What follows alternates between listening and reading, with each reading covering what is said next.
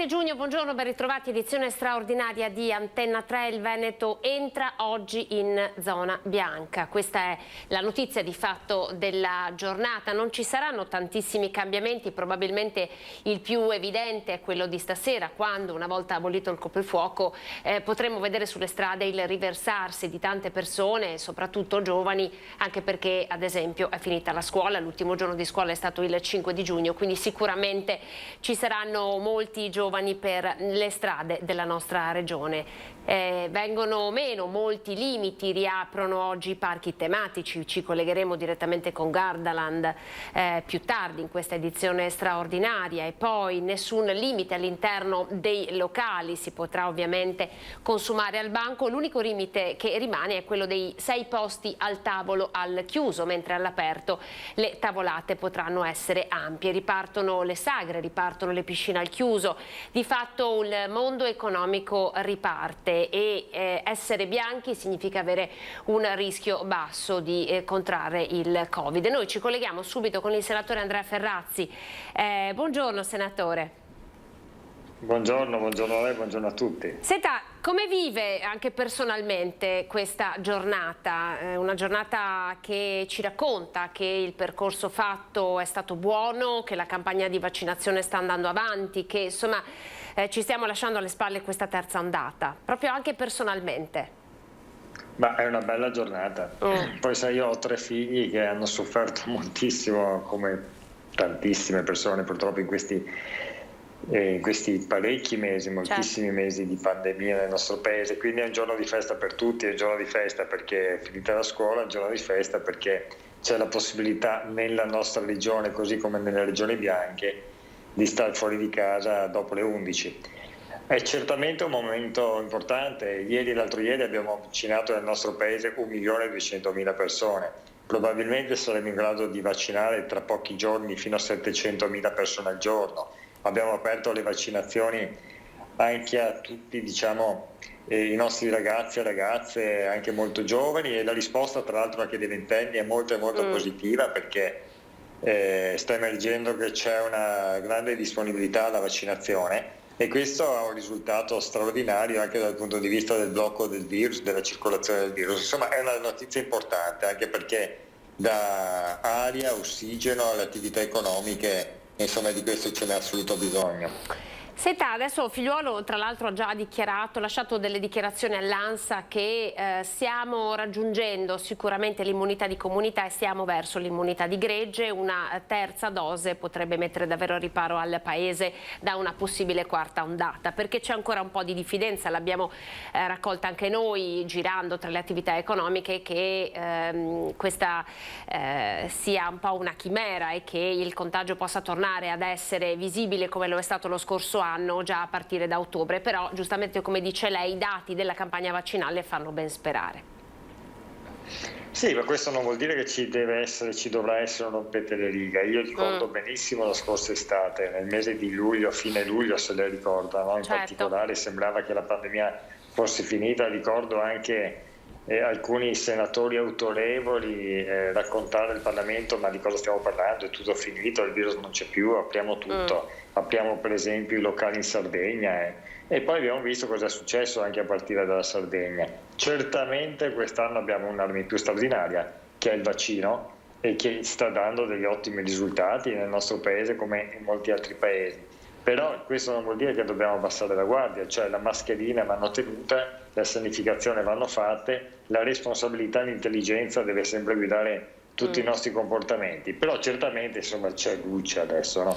C'è luce in fondo al tunnel. Se ci comporteremo bene ci sarà la possibilità probabilmente anche di bloccare eventuali nuove pandemie legate a nuove, diciamo, mutazioni del virus. Senta, la terza ondata ci riporta alla normalità come regione, e tornando alla normalità riemergono problemi fisiologici del Veneto.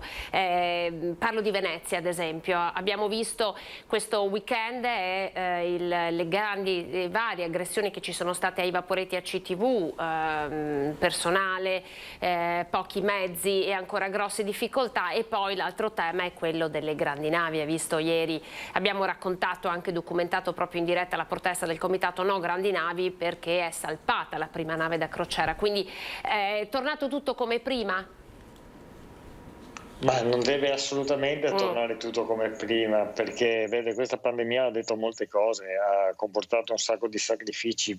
126.000 italiani sono morti e sono morte milioni di persone in tutto il mondo. Non deve tornare come prima, deve tornare molto meglio di prima, e dobbiamo tutti diventare consapevoli che questo sacrificio che tutti in maniera seppur diversa abbiamo vissuto deve dare dei frutti, e questo lo deve dare anche su Venezia. Guardi, sui vaporetti la CTV va gestita bene, è un'azienda di proprietà del comune. Io sinceramente non ho mai visto una situazione come questa. Non ho mai visto, durante una giornata come quella di domenica, che il ferryboat che deve andare a Pellissiano non funziona. Non ho mai visto 2 ore di coda per il ferryboat che va a Lido. Non ho mai visto assemblamenti di questo tipo. Bisogna fare funzionare l'azienda, c'è poco da fare. Pochi proclami e tante azioni. Se ci sono tensioni con i lavoratori e i sindacati, come si fa in tutto il mondo, si aprono le tavole di concertazione, di contrattazione, si affrontano i problemi e si risolvono. Certamente non si possono scaricare da parte della gestione del Comune di Venezia su decine di migliaia di cittadini veneziani tensioni che non sono proprie. Non è una novità che bisogna far funzionare i vaporetti, bisogna farli funzionare perché è la BC della buona amministrazione. Le grandi navi vanno trovate immediatamente la soluzione all'esterno, perché così ha deciso all'unanimità il governo, spinto tra l'altro anche dai ministri veneziani di centrodestra, e su questo c'è stato, diciamo, un accordo di tutte le forze, che sono quasi tutte, insomma, del largo costituzionale. Però c'è il tema del periodo di transizione. Siccome i progetti non verranno chiusi domani e nemmeno dopodomani, è del tutto evidente che va trovato un equilibrio. Le navi non possono passare più per il bacino di San Marco, ma dobbiamo farlo però, perché oggettivamente non c'è stato nessun governo nel corso di questi ultimi 20 anni capace di assumere una decisione. Io ritengo, per esempio, che bisogna muoversi in 2 direzioni. Il primo è fare un accordo possibile con tutti i gestori delle compagnie, con diciamo, i proprietari, con le compagnie, di riduzione del tonnellaggio, perché anche la nave che è partita ieri è di quasi 300 metri di lunghezza, con stazza che sfiora i 100 la MSC Orchestra, che non è assolutamente compatibile con la laguna di Venezia. Non è assolutamente compatibile, non solo col bacino, ma nemmeno con la laguna di Venezia. Quindi bisogna fare un accordo di questo tipo, e è possibile farlo anche in accordo con tutte le città che hanno degli aspetti di sensibilità come questo, a livello almeno europeo, e contemporaneamente trovare una soluzione dove diciamo in tutto l'asse di Porto Marghera. Porto Marghera sono 2000 ettari che per lo più non sono più utilizzabili, anzi sono utilizzabili ma non utilizzati. Bisogna trovare là la soluzione. Quindi nel lungo periodo fuori dalla laguna, ma nel frattempo bisogna trovare una soluzione che sia compatibile con l'ambiente ma anche col posto di lavoro, perché Marghera senza il porto non è pensabile. Senta, l'ultima battuta è questa, senatore. Si sta parlando molto in questi giorni di federazione della destra, del centrodestra, e insomma, stiamo assistendo a varie dinamiche che stanno accadendo all'interno del centrodestra con questa federazione dei partiti di destra. Posso chiederle cosa ne pensa? Beh, guardi, è una questione che riguarda il centrodestra, quindi sono molto rispettoso di quello che avviene lì dentro. Io semplicemente ritengo che quando c'è un miglioramento dell'offerta politica, che sia di centrodestra, di centrosinistra, è sempre bene per il Paese. Mi pare che in questa direzione però ci sia un bello scontro all'interno, perché almeno vedendo anche quello che sta succedendo in Parlamento con i gruppi parlamentari, viene letto come un tentativo di Salvini di recuperare, mangiandosi, diciamo, Forza Italia, per cercare di smorzare l'avanzata di Fratelli d'Italia. E quindi è un momento di vera fibrillazione, è un momento di vera e di grande tensione. Su questo non c'è dubbio alcuno. Quindi lei ci può testimoniare che all'interno del centrodestra ci sono delle tensioni, poi ovviamente ne parleremo con i diretti interessati, ma insomma da opposizione a Roma... Ma la tensione più grande è questa che le sto dicendo, cioè il fatto che tutti i sondaggi dimostrano che Salvini è passato nel giro di 2 o 3 anni da 33-34% quanto aveva al 21-22, e la Meloni sta crescendo e sta quasi raggiungendo. Questo sta comportando, diciamo, un contraccolpo molto grande, molto evidente, quindi Salvini sta cercando, diciamo, di tappare i buchi, diciamo così. Probabilmente le ricadute sul territorio le vedremo anche sui candidati alle prossime amministrative, queste qui di settembre. Grazie senatore Andrea Ferrazzi per essere stato con noi, grazie, arrivederci. Grazie a lei. Buona giornata. Dunque, Veneto in zona bianca, al di là diciamo di questa parentesi politica, torniamo sul tema della nostra giornata. Siamo in attesa di collegarci con Nicola Palumbo, consulente aziendale. Con lui abbiamo affrontato in tutto questo periodo e raccontato quali sono un po' le ricadute di un Veneto prima in zona rossa, poi arancione, ora gialla ed ora bianca. Vediamo se è collegato con noi. Sì, Nicola Palumbo, buongiorno. Eccoci, salve, buongiorno, salve a lei, salve a tutti. Allora, anche a lei chiedo onestamente qual è il sentimento, la sensazione a caldo di fronte a una giornata come quella di oggi, dove di fatto il Veneto inizia a ripartire ancora con quella diffidenza un po' di fondo, però si riparte, inizia l'estate. Come la sta vivendo e come possiamo raccontare insomma questo passaggio? Beh, intanto oggi è una bella giornata per tanti, perché finalmente la zona bianca che per noi significa restrizioni in meno, libertà in più, possibilità di fare tante cose in più rispetto a quello che si poteva fare prima e soprattutto rispetto ai 8-9 mesi che ci hanno portato dalla fine dell'estate scorsa a quest'oggi. Significa poter dire a tante persone che hanno attività come ristoranti, bar, di poter organizzare e accogliere i propri clienti in modo differente rispetto a quanto facevano fino a ieri, e questo già significa molto, significa poter lavorare di più e poterlo fare anche in modo migliore. Significa poter pensare che forse siamo fuori dalla parte più severa e critica di questa emergenza, e questo devo dire che è un bel modo di guardare il futuro, perché quando si aprono le restrizioni, quando si tolgono le restrizioni, anzi significa che forse il peggio è davvero alle spalle, e ce lo dicono i dati, ce lo dicono i contagi, gli ospedali che per fortuna sono sempre meno pieni.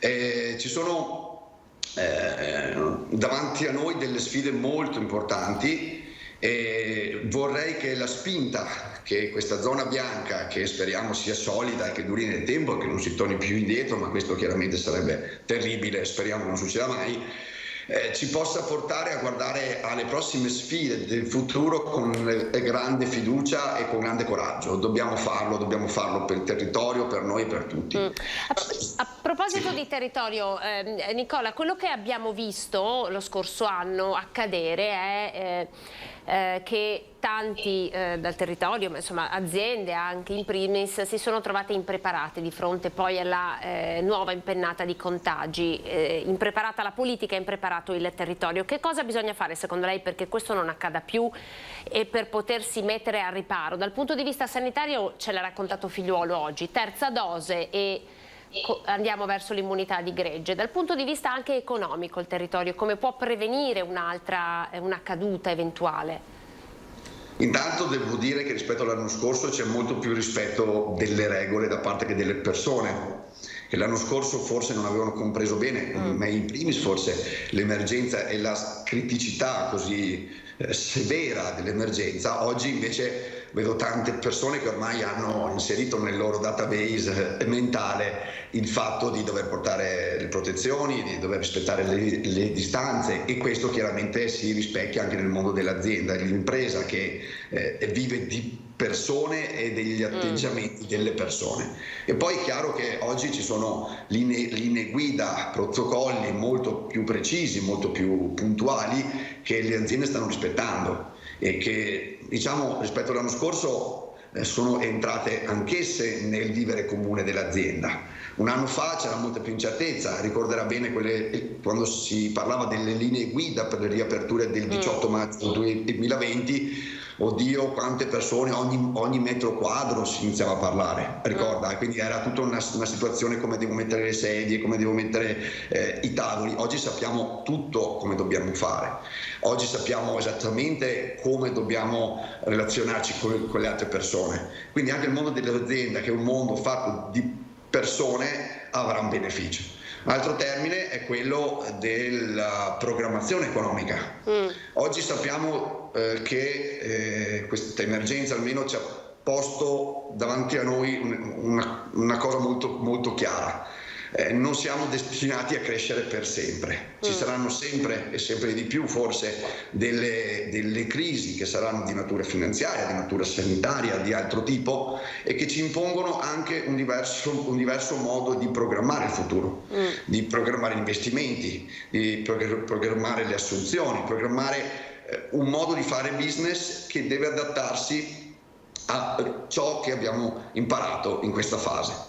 Da fine degli anni 40-50 ad oggi, pochi anni fa, siamo vissuti in un mondo che cresceva solo, parlo del nostro mondo, quello della comunità europea, dell'Italia. Oggi ci siamo resi conto che invece siamo molto fragili, siamo molto deboli e possiamo essere in poche ore portati a restare addirittura chiusi dentro casa e non vedere nessuno, e chiudere la nostra partita IVA e non poter dare futuro ai nostri figli. Ecco, sulla base di questa incertezza noi dobbiamo guardare avanti e costruire un mondo, un approccio alle cose che sia compatibile con le sfide che arriveranno nei prossimi anni. Secondo lei questo io sono assolutamente certo. Le partite IVA sono state i grandi dimenticati del governo, l'abbiamo un po' raccontato dando loro voce, il governo ha gestito questa pandemia con delle politiche di sostegno, ma anche, parlo dei vari bonus che ci sono stati, bonus babysitter, bonus monopattino, tanti bonus di fatto sono stati elargiti, però poi il sostegno di fatto alle imprese è venuto a mancare, ce lo raccontano in tanti. Lei ritiene che ci sia stata una politica non a favore delle partite IVA? Ma allora, nella primissima fase sì, nel senso che non c'è stata, e se avessimo fatto nei primi mesi interventi come quelli fatti negli ultimi mese e mezzo, 2, forse avremmo aiutato di più. Oggi è anche facile dirlo, possiamo dirlo, cioè oggi possiamo dire, guardandoci alle spalle, è stato un anno e mezzo molto duro e si sarebbe potuto fare anche molto di più. Oggi noi guardiamo a chi è rimasto vivo, inteso come partita IVA, e lo guardiamo con ammirazione, perché non so come abbiano fatto.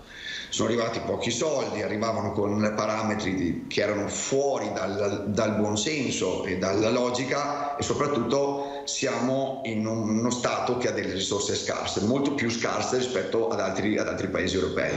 E questo ci ha fatto partire con un fardello sulla schiena, che è il nostro debito pubblico e la nostra esposizione verso i soggetti terzi, che ha rallentato tutto e ha reso tutto molto più difficile, e credo anche che abbia inciso sulle scelte di tenere aperto o tenere chiuso.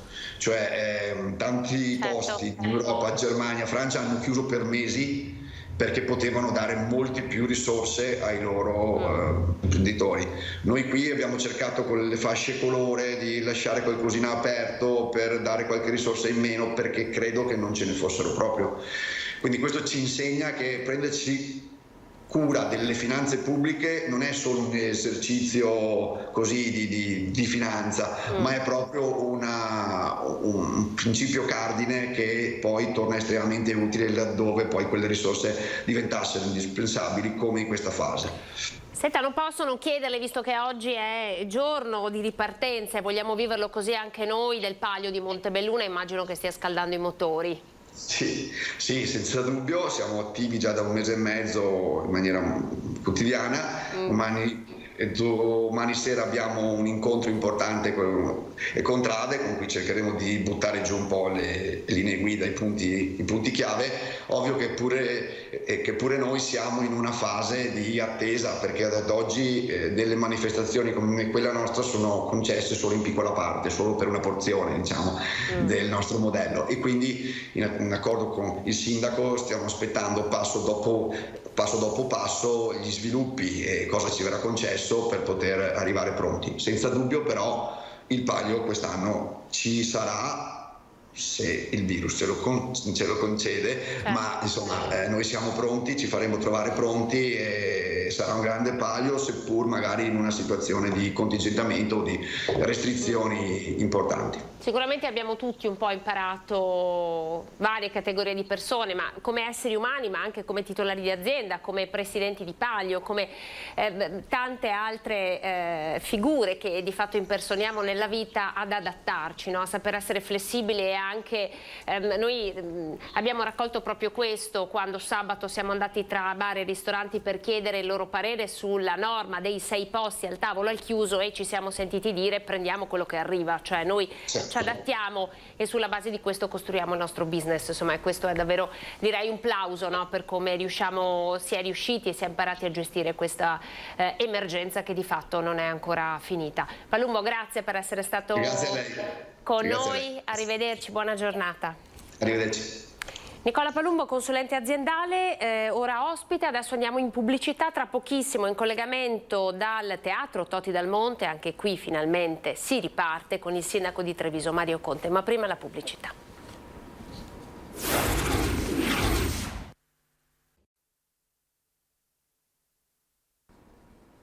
Ben ritrovati, buongiorno. Allora, Veneto in zona bianca si riparte, ma dobbiamo anche ricordare che oggi partono anche gli esami di terza media in presenza finalmente. Lo scorso anno non è stato possibile e sono parecchie le regioni in cui appunto gli studenti affronteranno finalmente questa ultima prova importante della loro vita, che chiude il ciclo delle medie in forma orale e quindi con la discussione di un elaborato concordato con gli insegnanti. Quindi facciamo loro davvero il nostro grande in bocca al lupo. E poi salutiamo il sindaco di Treviso Mario Conte in collegamento, se non sbaglio, direttamente dal Teatro Toti Dal Monte. Sindaco, buongiorno. Buongiorno e grazie per l'invito. Confermo dal Teatro Comunale, perché oggi, oltre agli esami da zona bianca, cominciano anche le audizioni degli artisti che si contendono il premio Toti Dal Monte. Senta, è ripartito anche il teatro, no? L'anima della città. Assolutamente sì, ieri c'è stato uno spettacolo davvero meraviglioso lirico che ha visto il tutto esaurito, ovviamente compatibilmente con la capienza consentita, però sono segnali importanti. Oggi le audizioni del Toti che finiranno sabato con la grande finale, insomma grande fermento culturale, sportivo. C'è stata la Corri Treviso, tra 15 giorni ci sarà la finale della Rainbow Cup e comunque vedo una città piena di voglia di vivere, con grande responsabilità. Vedo i ristoranti e i locali pieni ma attenti e sensibili, e quindi grande soddisfazione davvero nel vedere una città così proiettata verso il futuro. Senta, sta ripartendo bene anche l'aeroporto, se non sbaglio? Sì, assolutamente. Qualche giorno fa c'è stato il primo volo da Tel Aviv, che è una di quelle nuove rotte che caratterizza la nuova fase dell'aerostazione di Treviso. E i voli e le prenotazioni sono in aumento davvero importante. Tenete conto che il primo giorno dovevano esserci 3 voli e sono diventati 9, e nel giro di poche ore sono già 20 circa i voli giornalieri, quindi un aumento esponenziale delle prenotazioni in città e comunque all'estero, perché è evidente che c'è la voglia di viaggiare, c'è voglia di tornare a vivere, e la città ne sta beneficiando davvero tanto, perché non credo di essere l'unico a essersene accorto, ma è davvero strapiena di turisti. Si sentono tante persone che parlano lingue straniere, tante macchine fotografiche, cartine geografiche, e quindi bello, perché i turisti sono tornati ad apprezzare le bellezze di una città e quel tesoro che non è stato rovinato dal Covid. Senta, quindi lei insomma ci racconta che si percepisce, no? Che oggi è cambiato qualcosa, anche se poi magari sulla carta ci sono dei cambiamenti, non sono così evidenti rispetto alla zona gialla, ma si percepisce anche dal punto di vista insomma dell'umore della gente, dei commercianti.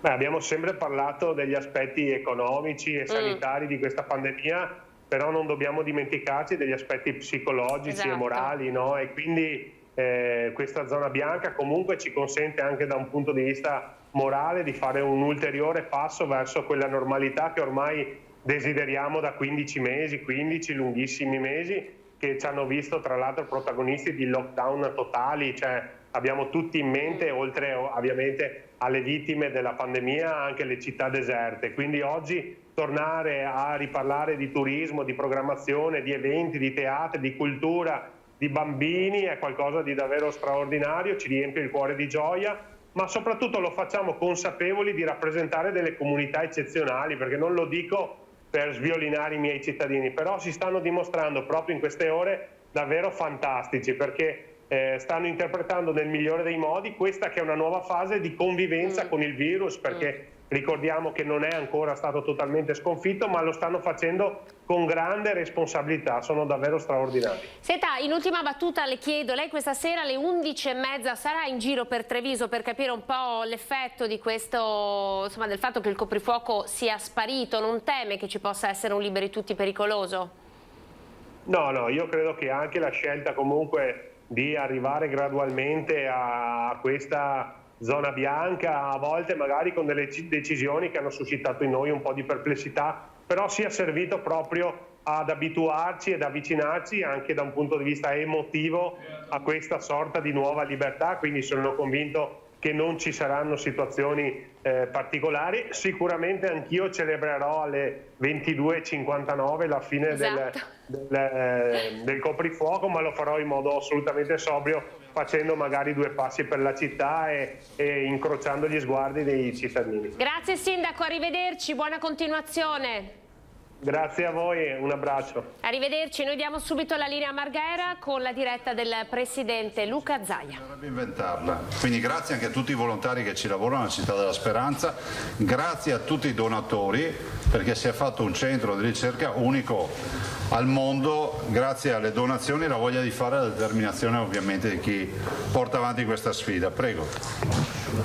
Sì, allora questa è l'ennesima iniziativa, come diceva il Presidente della Città della Speranza, che sappiamo insomma, che ogni fine settimana sempre ha iniziative per la raccolta fondi per tutte le attività che fanno, e l'iniziativa nuova è quella appunto di un asciugamano, poter acquistare un asciugamano in spugna e microfibra prodotto in Italia con 20 euro o tramite il sito della Città della Speranza, o si può comprare anche in questi eventi che ci sono e sono organizzati tutta la giornata del 19 di giugno a Villa Verla.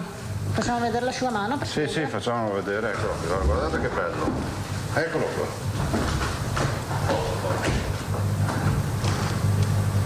Adesso solo si prepara per in spiaggia. Certo. No, funziona, quindi in spiaggia vogliamo vedervi tutti con questo, mi raccomando. Com'è? Spiaggia, è già aperto, tutto aperto. Tutto aperto. Quindi acquistate l'asciugamano della Città della Speranza. Costano 20 euro per capirci, abbiamo detto. O tramite il sito durante l'evento che vedete qui. O all'evento del 19 giugno a Villa Verla, oppure sito Città della Speranza.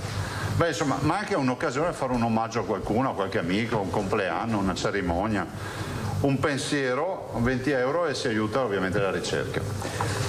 E poi questa gente seria, quindi la solita storia che mi dicono: ma dopo i skate dove vai a finire? Là vanno a finire, anche perché c'è un bilancio pubblico e con serietà è sempre stato gestito. Quanti anni è che siete ormai? 26. 26 anni. Quanto avete investito di ricerca? Raccolti circa 80 milioni di euro che sono diventati... Vieni qua, così, vieni qua a dirlo. E così conoscete la Presidente? Past President, scusa, non cambia niente, siamo tutti presidenti.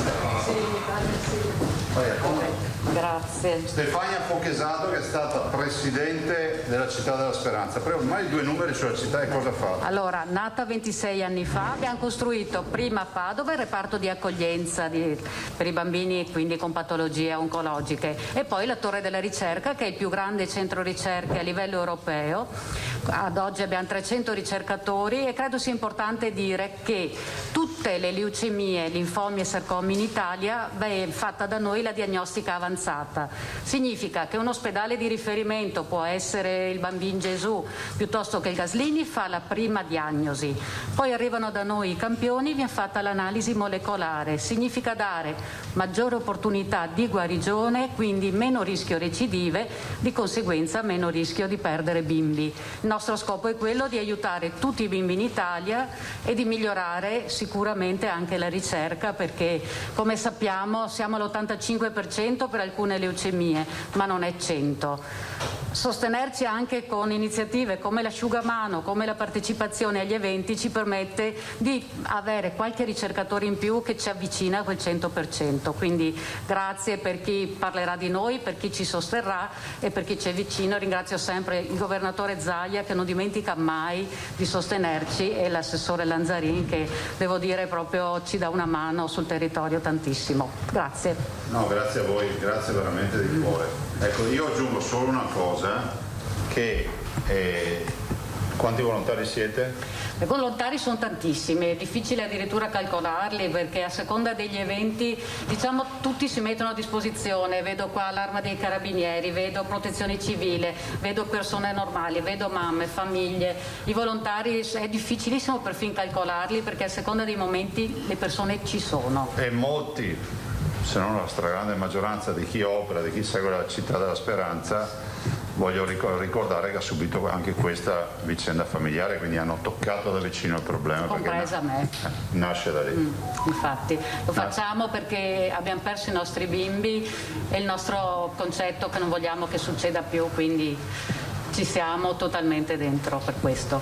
Grazie. Grazie Stefania. Grazie. Adesso comprare asciugamani, ragazzi, che non mi fate far brutta figura. Dati, facciamo veloci anche oggi.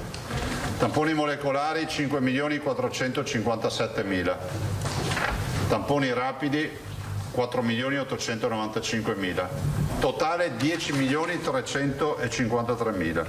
Positivi nelle ultime 24 ore 38. Vuol dire 5 positivi a provincia, che sono lo 0,82% rispetto ai 4.618 tamponi che abbiamo fatto.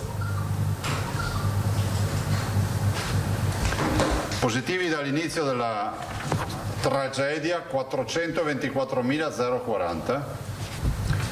Positivi oggi in Veneto che si stanno negativizzando 6.819. Ricoverati oggi in Veneto 571, meno 5.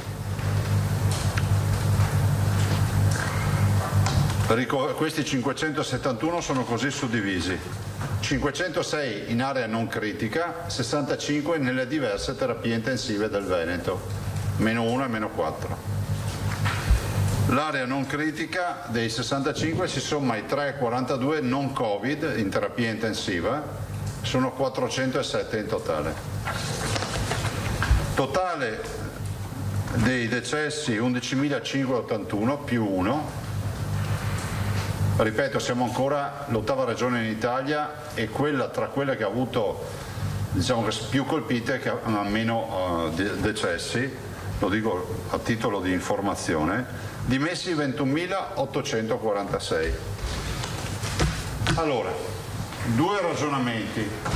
Tanto questa conferenza stampa molti mi chiedono quanto durerà. Dura finché serve.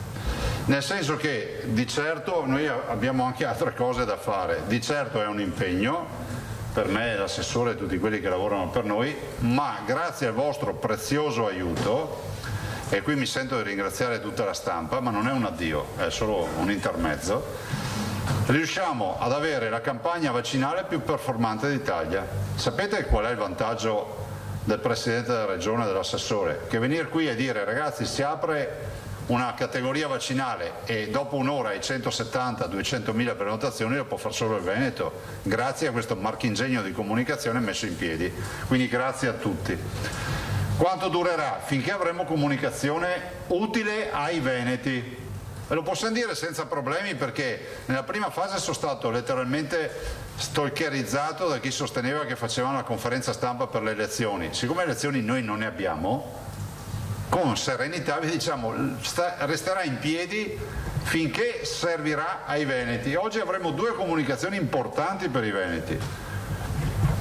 Però cosa voglio dirvi? La prima cosa che voglio dire è, oltre alle due comunicazioni, anzi le prima roba, abbiamo passato i 3 milioni di vaccini, sono 3.066.000.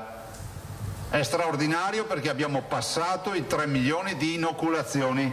Quindi grazie a tutte le donne e uomini della sanità, volontari, tutti quelli che lavorano nei famosi 60 centri vaccinali, sono circa 1600 persone, abbiamo fatto un conto. Dei 3 milioni di vaccini, 1 milione sono cicli completi. Non è una roba da poco, vuol dire che 1 milione di veneti non hanno più da preoccuparsi di guardare quando faranno la seconda dose. Seconda roba, dalla mezzanotte e un istante di questa notte, il passaggio da domenica a oggi, è scattata la zona bianca per il Veneto. Intanto questo è un successo che è dato dal fatto che ci vuole fortuna nella vita, perché lo abbiamo detto con la prima fase, vi ricordate, stessi giorni Codogno, a Codogno alla fine abbiamo visto le bare portate via Bergamo e in quelle zone della Lombardia con i camion dell'esercito, ve le ricordate quelle immagini? Lì abbiamo avuto paura quando abbiamo visto quelle immagini. Da noi non ha battuto così tanto nella prima fase, quindi un po' di fortuna anche ci vuole con questo virus, abbiamo capito. Siamo stati sicuramente sotto fortissima pressione nella seconda fase. Abbiamo avuto una terza fase che ci è andata, diciamo, assolutamente in maniera contenibile, a differenza ad esempio di altre regioni che nella seconda fase non hanno avuto problemi, che ne hanno avuti nella terza, cioè in quest'ultima fase che si sta spegnendo. Voglio ricordarvi, sono state regioni tipo l'Emilia Romagna che ha chiesto anche ospitalità, me l'avete chiesto voi, no, quella volta per le terapie intensive. È accaduto un po' di tutto. Oggi noi siamo ufficialmente la prima grande regione italiana che entra in zona bianca. Non è la festa della liberazione. Ci vuole prudenza. È vero che oggi possiamo dire che abbiamo 5 contagiati per provincia, però è pur vero che il pericolo è sempre dietro all'angolo, perché se uno di questi contagiati ha la sfortuna di incontrartelo te, in maniera non protetta ti infetti, e se hai la sfortuna di non essere vaccinato rischi, e se hai la sfortuna, o meglio, se hai un'età a rischio, ma questo potremmo anche dire che non c'è più, perché gli over 60 di fatto, se volevano farsi il vaccino potevano farselo. Diciamo che insomma bisogna evitare, quindi appello che faccio ai veneti: torneremo alla normalità, ci stiamo già dentro con entrambi i piedi. Avete visto che per il Veneto da stanotte si sono anticipate tutte le aperture previste dai decreti anche per fine giugno e i primi di luglio, quello che è. Gradualmente anche la mascherina diventerà, come si può dire, un accessorio che utilizzeremo come l'ombrello, come dico io, quando serve. Poi c'è chi esce di casa sempre senza ombrello, si sa da quella vaga che non finisce più. Però la mascherina ce l'avremo in tasca, perché adesso c'è sto tormentone nazionale. Quanto porteremo la mascherina? Io non dico più quando servirà? Per me è impensabile personalmente pensare di non averla più in tasca, no? Anche perché posso dire, c'è qualcuno di voi che ha preso il raffreddore quest'anno? No? Mettite che ha acciappato tutto sto anno. Mettite che hai bocce in casa, quindi te che ha un vivaio del virus. Però al di là delle battute, mi perdonerà Marco, la verità è che abbiamo capito anche delle cose, no? Io non dico che bisogna portare la mascherina per il raffreddore, ma sto dicendo un'altra cosa che abbiamo capito, che in occasione di assembramento ci capita di trovare una coda al supermercato super affollata, abbiamo da fare un accesso a un ufficio e vediamo super affollato, ti metti la mascherina, nessuno sorriderà più.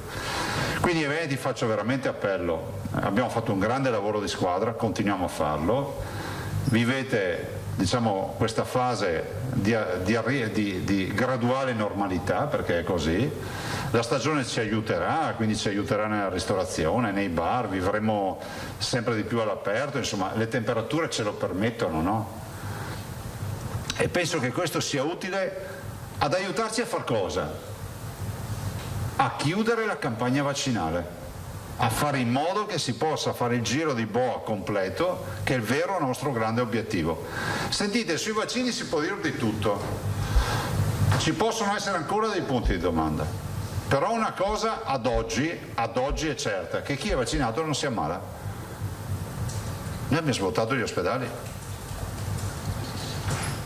E non è perché c'è la bella stagione, lo vediamo perché comunque quando ci arrivano gli infettati che sviluppano malattia, perché quando io vi do questi numeri vuol dire che ci sono persone sintomatiche sostanzialmente, o qualche asintomatico beccato nel contact tracing, vediamo che non sono vaccinati.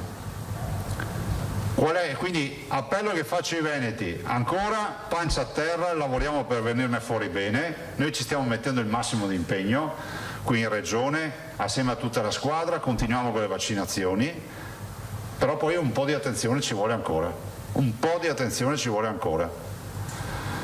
Poi sapete, di questo virus, vorrei dirlo chiaramente, non è che sappiamo tutto, Scienziati sa tutto, tutto. Io dico che non sappiamo tutto, perché basterebbe leggere la letteratura scientifica internazionale per capire che si dice tutto e il contrario di tutto.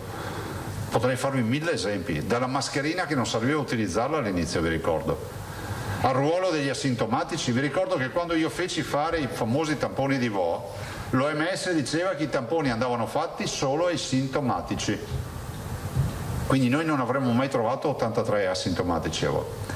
Allora io penso che dovremmo fare attenzione al tema delle recrudescenze, dovremmo fare attenzione al tema di eventuali focolai che potrebbero ancora nascere. Noi non cagliamo, ve lo dico subito, non cagliamo la guardia con il contact tracing e con i tamponi. Se vi aspettate che la regione metta via la macchina dei tamponi vi sbagliate, cioè noi non la chiudiamo la macchina dei tamponi, e cercheremo di capire le evoluzioni che avranno le varianti. Allora, le varianti sono state demonizzate, giustamente, no? Però abbiamo capito che quando ci aspettavamo il brutto tempo non è arrivato, quando ci aspettavamo il bel tempo è arrivato il brutto tempo, con la storia delle varianti, no?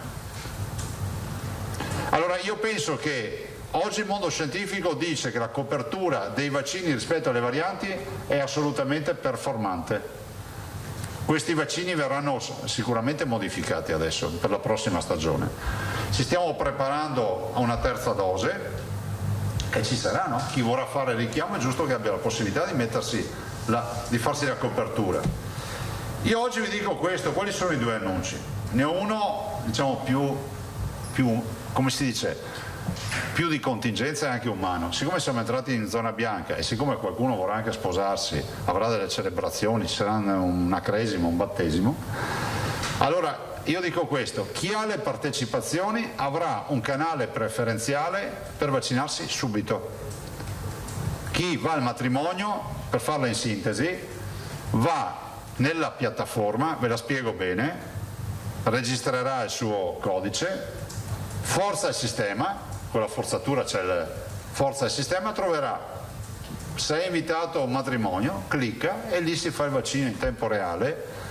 Però dovete andarmi con le partecipazioni al centro vaccinale, che adesso non salta fuori che tutti vanno al matrimonio, ma non perché non siano vaccinabili, perché non è giusto saltare la fila se non c'è una necessità come questa.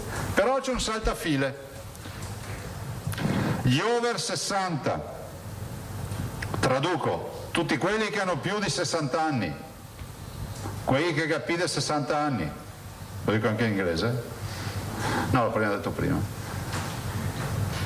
Possono andare senza appuntamento, con accesso diretto in qualsiasi centro vaccinale, e hanno diritto ad avere la vaccinazione con Johnson & Johnson, una dose sola. Da oggi. Mi hanno garantito che da 2 giorni hanno Johnson & Johnson in tutti i centri vaccinali. Prego? Sì.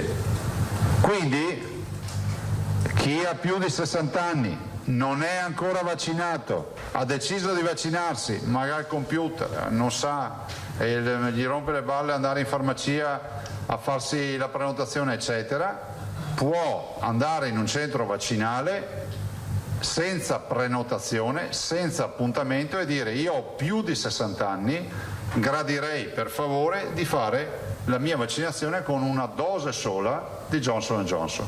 Gli stessi Johnson & Johnson sono stati dati ai medici di base, che ringrazio, per la stessa filosofia. Chiunque ha più di 60 anni, perdonatemi, e vuole farsi la vaccinazione con una dose sola, può contattare anche il suo medico di base, e se il medico ha aderito alla vaccinazione avrà a disposizione gli dirà quando passare per farsi l'iniezione, e con un'iniezione fa la vaccinazione.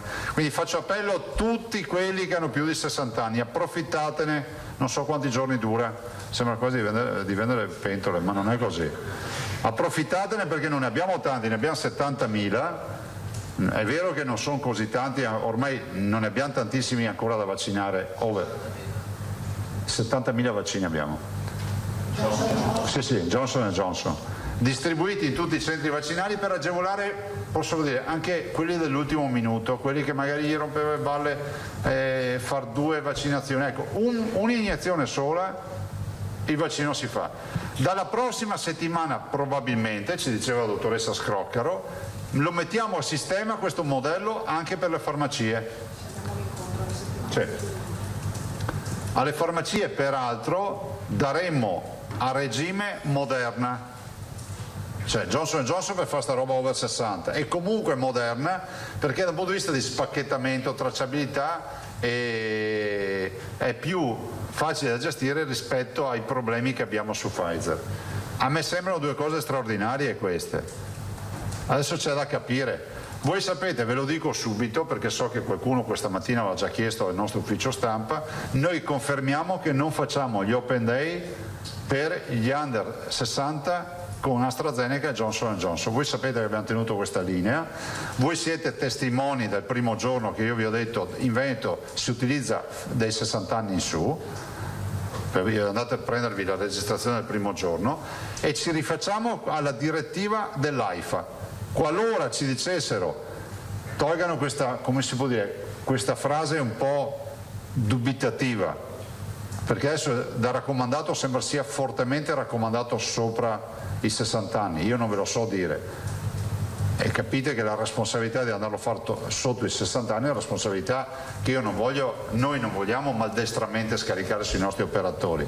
Diciamo che in questa fase preferiamo essere prudenti, magari sbagliamo, però siccome la direttiva non ti dice fai il vaccino a chi vuoi, e siccome vedo che in Germania è stato sospeso, in Danimarca è stato sospeso, Svezia mi sembra la stessa roba, e abbiamo altri paesi che hanno preso altre misure, la Gran Bretagna da 30 anni è passata a 40 anni, sta alzando l'età. Se AIFA ci dà un parere chiaro lo facciamo, se no continuiamo così. Sopra i 60 anni non c'è problema, è certificato, e quindi ci saranno i richiami, dopodiché c'è un dibattito adesso sulla vaccinazione, la chiamano eterologa, no?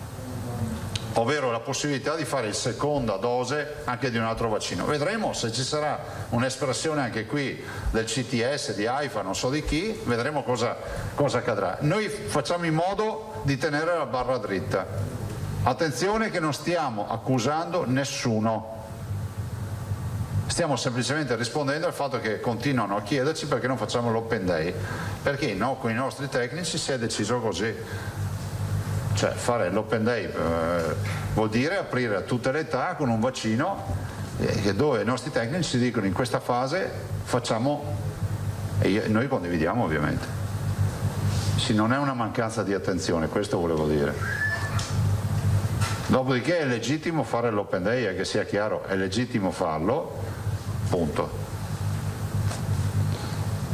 Io non avrei altro da aggiungere. Ah no, sì, scusate, c'è un paio di compleanni e voglio fare gli auguri alla signora Gemma Creston di Albaredo d'Adige, e oggi fa 100 anni, quindi auguri alla signora Gemma Creston, e poi gli auguri alla signora Irma Peterlin di Piovene Rocchette, fa 100 anni anche lei, quindi 2 coetanee e compiono gli stessi anni, quindi auguri alla signora Irma Peterlin e alla signora Gemma Creston. Di buon compleanno. Prego, domande? Tosato, Bone, Federiva. Presidente, buongiorno. Buongiorno. Oggi si è lanciato nelle televendite con grande impeto. Senta, intanto volevo chiederle per quanto riguarda gli over 60 ai quali appunto verrà riservato da subito, mi pare di capire. Ecco, la possibilità di accesso diretto senza appuntamenti. In che numero li stimate gli over 60 ancora privi di vaccino? Sui 160.000. Intorno ai 160.000. Noi stiamo parlando di percentuali che ormai sono ridicole di abbandono, perché siamo al 100% per gli over 80, siamo mi sembra all'86% o giù di lì per gli over 70, cioè 70-79 scusate. I 60-69 sono all'82%, se non ricordo male, giusto? Hanno 122.000 over 60. Sì. Sì, dai, su 180.000 sono. 184.000 per essere esatti, io mi ricordavo 160. Quindi 122.000 over 60 e 60. Ah, va bene. Ma comunque noi oggi se uno adesso ci ha ascoltato, vuole uscire di casa a fare una prova, va nel primo centro vaccinale e dice compite a 60 anni, vorrei fare Johnson & Johnson. C'è una linea dedicata. Spero che i direttori delle nostre ULS abbiano informato tutti, perché è da giorni che glielo stiamo dicendo. Ecco, senta, una domanda proprio sui vaccini, sulla vaccinazione, sulla campagna vaccinale. Prego. Allora, secondo alcuni osservatori, il fatto che lei si sia speso in prima persona, quasi a garante della necessità e dell'efficacia del vaccino, ha favorito indubbiamente un accesso alla vaccinazione da parte della popolazione. Questo è quello che ho raccolto presso osservatori, operatori, persone che lavorano nei centri vaccinali. A domanda precisa. Tuttavia, se questo suo atteggiamento ha favorito l'estensione della vaccinazione, l'ha anche esposto ad attacchi crescenti da parte dei Novax. Come lei sa bene, ci sono attacchi più edulcorati che magari compaiono nelle chat più frequentate e poi attacchi velenosi e anche a volte minacciosi. Sembra quasi che queste persone dicano: ma come noi contavamo proprio su un governatore leghista non allineato per sostenere le nostre tesi, invece è diventato il paladino della vaccinazione e soprattutto ha messo in piedi sta macchina convincendo la gente a farsi vaccinare. Sono stato un po' lungo, però ci tenevo ad avere una riflessione da parte sua. Questo mi ha permesso la solidarietà a questo punto. Beh, insomma, sentiamo intanto se si allora, sente... guardate, noi abbiamo fatto il nostro mestiere e il nostro dovere. Non c'è una situazione nella quale io non abbia parlato dei vaccini e non abbia ricordato che la vaccinazione è volontaria. Andate a scaricare tutti i video che volete. Vi ho fatto anche l'esempio di Veneto Banca, se vi ricordate, dell'assemblea nella quale, l'ultima assemblea, io sono andato e vedo un signore che sale dopo 8 ore di interventi e dice: io ce l'ho con Zaia, è colpa di Zaia se ho le azioni. Io ho detto: ma cosa è successo? Ho letto sul giornale che ce l'aveva anche lui, l'ho comprate anch'io.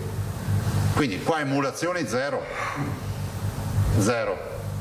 Noi abbiamo responsabilmente l'obbligo di organizzare una macchina e di dare a tutti la possibilità di accedere a un servizio. Nessuno è stato portato con forza alla vaccinazione. La vaccinazione, guardate, quando tu la studi all'università ti dicono: è la scelta di un popolo di convivere con la malattia. Abbiamo deciso di rendere endemico il virus, no? Io sono vaccinato e ho stimolato, a parte il fatto che io non ho iniettato RNA messaggero, non ho iniettato il virus ucciso, ho inattivato, non ho iniettato il virus, ma ho stimolato con l'RNA messaggero la risposta anticorpale. Ma abbiamo scelto di fare un lavoro di squadra. Ve lo dico perché domani mattina, se viene fuori che c'è un problema, non ci sia sempre la solita roba che è colpa di Tizio o di Caio, cioè ognuno responsabilmente può farsi il vaccino se vuole, se no se ne sta a casa a guardare la televisione. Dopo io posso avere le mie idee, io sono vaccinato, l'assessore si è vaccinata, abbiamo ancora la seconda dose da fare, però guardo i dati, cioè, ve l'ho detto prima, l'obiettività mi impone di dirvi che i vaccinati oggi non si ammalano, e la definisco sempre temporalmente, se osservate quando parlo, oggi non si ammalano. Vi ho anche detto prima, io non so rispetto alle varianti se continuerà a essere performante, vi dico questo, punto. Siamo talmente attenti che vi abbiamo detto che noi Open Day non li facciamo. Siamo rigorosi con l'applicazione delle direttive e di quello che ci dicono i nostri tecnici, punto. Non tifiamo per un vaccino piuttosto che per l'altro, per noi sono tutti uguali, sono tutti autorizzati. Poi la libertà del Novax finisce dove inizia quella del Vax e viceversa, la libertà del Vax finisce dove inizia quella del Novax. Però tu puoi sceglierti di non vaccinare, ma non puoi imporre agli altri di non vaccinarsi.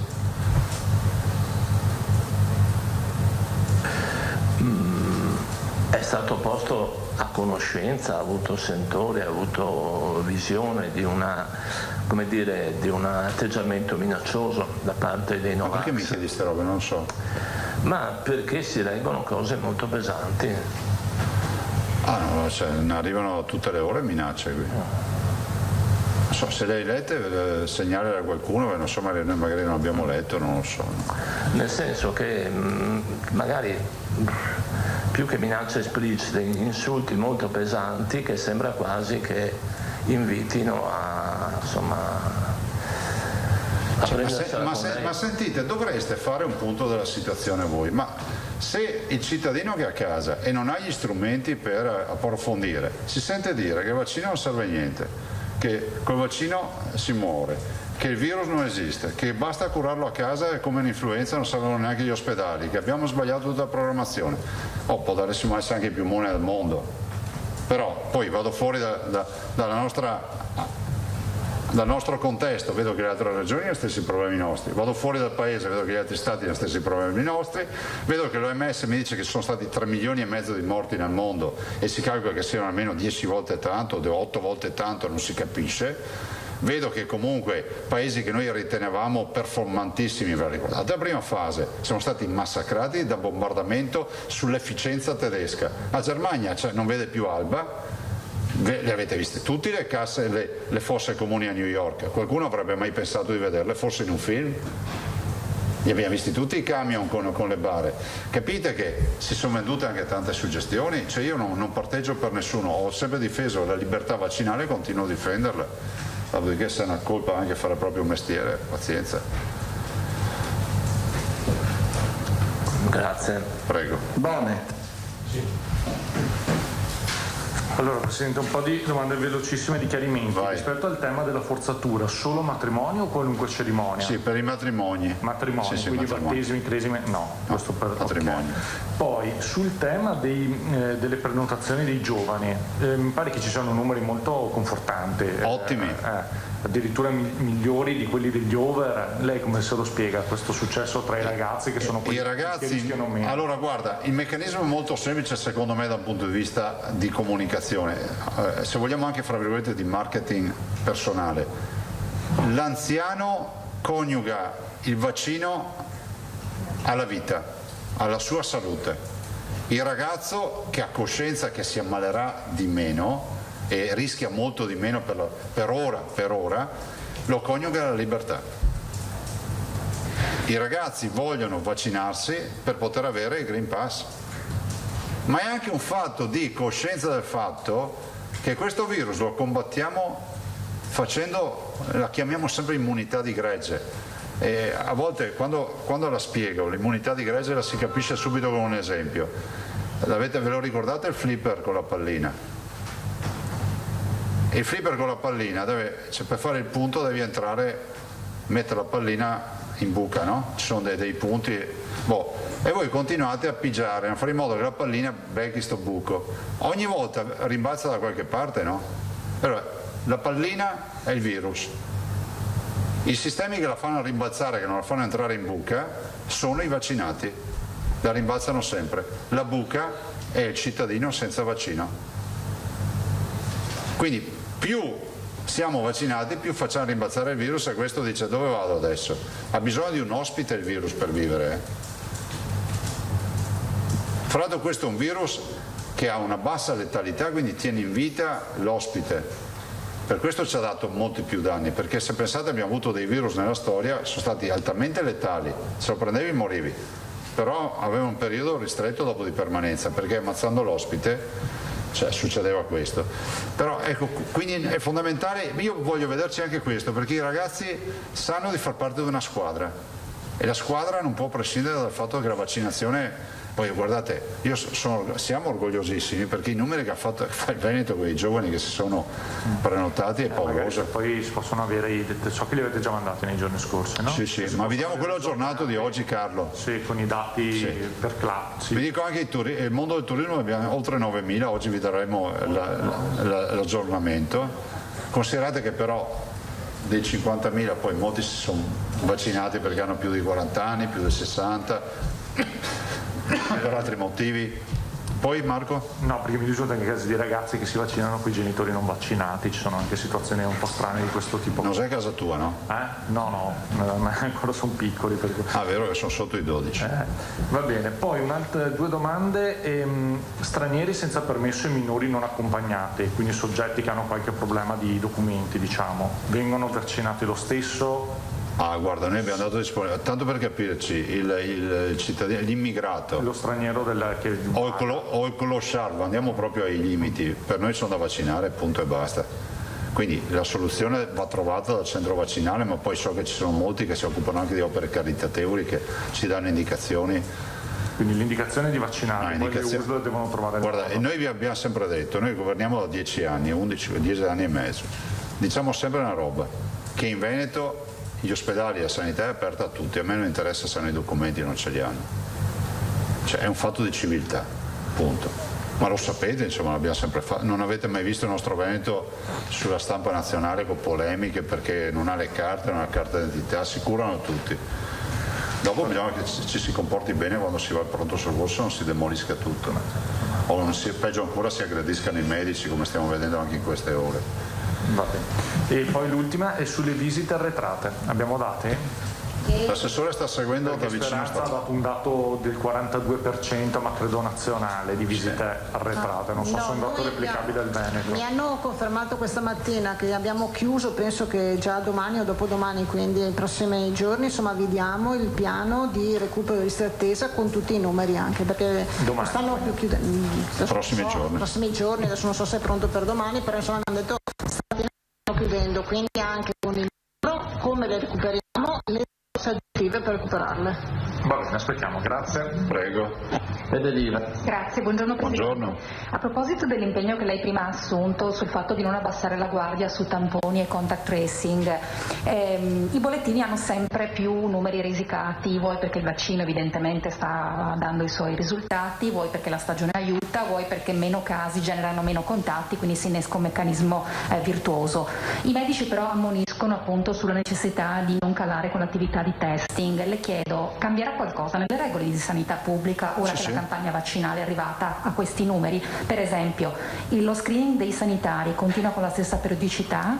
Le altre categorie? Presenteremo il piano di sanità pubblica che ormai è fatto una settimana e l'ho visto scritto. Domani lo portiamo in giunta. Però volevo dirvi una roba in particolare. Se c'è in Italia uno che ha sempre proposto, e voi potete andare a trovarvelo nelle registrazioni, il fatto che ci sia un numero minimo di tamponi su abitanti uniforme in tutta Italia, sottoscritto. Lo sapete, l'ho detto, la famosa incidenza, ho detto calcolatela, ma se uno non fa tamponi non trova mai, vi ricordate il dibattito? È passato questo, Quindi noi abbiamo un numero minimo di tamponi da fare, anche se siamo zona trasparente e non bianca. Infatti noi nel piano ce l'abbiamo con delle modalità, vi dico anche che faremo dei carotaggi nella popolazione perché è inevitabile, no? Pensa quest'estate dove vai? Ovviamente di default noi continuiamo sulle RSA, case di riposo, operatori ospiti e ovviamente personale sanitario. Cioè non è che abbiamo abbandonato. Quindi con la stessa periodicità però, Presidente? Mi sembra che ogni 20 giorni a memoria, però insomma mi sembra facciamo ogni 30 giorni i sanitari, tutti, ogni 20 giorni gli ospiti delle strutture RSA. Okay. Sì, va bene, dopo lo presenteremo il piano perché è molto più complesso. Però si chiede perché un ritorno alla normalità dovrebbe prevedere pian piano un allentamento, ma al tempo stesso non bisogna allentare troppo. Però non è neanche invasivo, no? Cioè non è che tu ti ritrovi, cioè il cittadino non se ne accorge neanche, perché avremo quelli di screening che dobbiamo fare, che sono RSA e sanità. Poi ne avremo che faremo noi per la popolazione, dove cercheremo di fare dei target e andare a colpire dei target. Ma ecco, però voglio dire che questa non è una proposta che nasce dal fatto che qualcuno lo dice sui giornali, in TV, cioè è scritta nero su bianco, fra l'altro c'è un provvedimento che lo prevede. Se non vorrei che passi anche questa idea che i tamponi fermo perché gli domanda qualcuno, è scritto in un decreto. Che appunto verrà approvato dalla Giunta e che ha avuto anche il vaglio del CTS, però lo presentiamo dopo che c'è l'approvazione. D'accordo. Poi a proposito della terza dose, questa mattina il commissario Figliuolo in audizione alla Camera appunto diceva che stante le attuali indicazioni dello scenario epidemiologico si profila la necessità di una nuova ondata di vaccinazioni appunto. State già ragionando sulle date, si era parlato appunto di settembre, man mano che la campagna avanza immagino che anche il calendario. Non dismettiamo la macchina. Sì, si profila la necessità di una nuova ondata di vaccinazioni appunto. State già ragionando sulle possibili date, si era parlato appunto di settembre-ottobre, man mano che la campagna avanza immagino che anche il calendario Noi non dismettiamo la macchina, sì. Siamo pronti, vogliamo vedere quale sarà anche la direttiva della sanità, perché ci darà un tot di mesi dalla seconda dose. A quel punto iniziamo la programmazione, perché per noi è a condizione sine qua non per cominciare a chiamare. Se ci dicono 6 mesi, pensate che quelli di dicembre dobbiamo chiamarli tutti, Okay. Anzi quelli di dicembre, di gennaio, perché la seconda dose se la sono fatta dopo 21 giorni. Quindi aspettate il via da questo punto di vista. Aspettiamo proprio la circolare che identifichi, immagino sarà del CTS, che identificherà il lasso di tempo tra la seconda e la terza dose. E anche le modalità, perché penso che la vaccinazione eterologa diventerà una possibilità, cioè che uno non è che se è iniziato con il vaccino X lo fa per tutta la vita, poi c'è modo di andare avanti con altri vaccini. Ok. L'ultima domanda ci arriva da una lettrice della zona della ULS 4, ha un figlio in partenza per l'Erasmus il 23 luglio per 5 settimane, ha prenotato, è 16enne il ragazzo, la prima dose per il 27 giugno, stanti gli attuali tempi non ce la farebbe ad avere il richiamo prima della partenza. Si è rivolta sia all'azienda sanitaria che al medico di famiglia, i quali non gli hanno saputo dare risposte. Lei, Presidente, qualche giorno fa era tornato sul tema dicendo che insomma ci sarebbe stata una certa elasticità. Abbiamo discusso anche stamattina, allora ci dovrebbe essere a portare la possibilità di cambiare, se però non è nell'asso, siccome è 16 anni avrà fatto Pfizer o Moderna, il richiamo lo si fa dai 35 ai 42 giorni. È quello il tema, infatti. Lui vuole farlo prima di 30. Sì, in questo caso sì. E a chi deve rivolgersi? Questo è un abito sartoriale, dateci il numero e cercheremo di capire. Come al solito chi risponde al telefono non risolve il problema, no? Perché questo è il vero tema. Okay. Perché qui ci vuole, non c'è libretto uso e manutenzione, io mi cavolo ogni volta perché dicono ma non c'era indicazione, ma capirai che se devono andare all'estero fai sto vaccino e finisce lì, non muore nessuno. Grazie. Quindi date a noi il numero che risolviamo il problema. Se ce lo date, quindi faccio appello a chi risponde al telefono magari di... Tosato. Sì, ma se mai possibile fai 3 domande prima e una dopo. D'Inca manifesta una serie di perplessità e di critiche sulla Pedemontana. In sostanza dice che dal suo punto di vista che l'opera è costata moltissimo e che ha forti dubbi circa la sua sostenibilità. Bene. Lei ha qualche timore sulla sostenibilità finanziaria? Io ho dubbi sulla sostenibilità di quello che dice il Ministro. Però devo notare una roba, che ha fatto un passo in avanti. Fino a prima dell'inaugurazione erano contro la Pedemontana, insomma un passetto, un grande passo, no? Rappresenta un partito che era contro la Pedemontana. Si è fatto una campagna contro la Pedemontana. Adesso finalmente la stanno usando, allora adesso va bene la Pedemontana, però non sta in piedi. È inutile una dichiarazione del genere. Ma voglio dire, al di là della replica, ma scusate, questa è un'opera che nasce negli anni 90, non me la sono inventata io. Ho trovato un cantiere che era un cadavere eccellente, siamo riusciti a risolverla. Se D'Inca non gli piace, fa le strade normali, cosa volete che vi dica? Ok. Non le abbiamo mica chiuse le strade normali, le abbiamo rinfoltite, 62 km in più di viabilità ordinaria abbiamo fatto, 68 e 94,5 di autostrada. Posso dire, un Ministro della Repubblica, di tutti i problemi che aveva, parla di sta roba qua. Mi spiace anche rispondere così perché c'è una degna persona, non ho niente da dire, ma insomma tutto c'è un limite. Io critico sulla fascia terremontata, che c'è. Bene, per la verità la questione non era in questo caso l'utilità o la qualità dell'opera, era la sostenibilità in rapporto ai costi. Ho capito, allora io dico, il Ministro D'Incà si firma a cambiare in bianco che se va tutto bene ci mette del suo, non lo so, cosa volete che vi dica? Cioè non ho mica deciso io il piano finanziario, sono stati fatti dei calcoli con i flussi di traffico, come si fa con tutte le opere. Insomma, loro mi sembra che hanno chiuso bene con il Benetton, no? con l'uscita di Atlantia. Casomai faremo una robettina simile. Vabbè. Arrivederci. Grazie. Arrivederci. Buon lavoro. Grazie, arrivederci. 13:13, rientriamo in studio, conferenza stampa del Presidente Luca Zaia. Ha ricordato ovviamente che da oggi il Veneto è in zona bianca e ha ammonito, non è un liberi tutti, attenzione, è tornato sul discorso della mascherina. La mascherina deve diventare un po' come l'ombrello quando siamo in una situazione in cui notiamo che c'è la possibilità di un assembramento, dobbiamo sempre avere con noi la mascherina. Ad oggi non è possibile dire quando potrà essere tolta la mascherina all'aperto, diventa e rimane ancora uno dei dispositivi di protezione fondamentali contro il coronavirus. E poi le due notizie che di fatto il Presidente ha dato, sempre legate alla campagna vaccinale per gli over 60. Ci sono 70.000 dosi di Johnson & Johnson, che è un vaccino che non ha bisogno del richiamo e quindi è un vaccino che dà immediatamente l'immunità, e poi la possibilità per chi dovesse programmare scusate, un matrimonio e quindi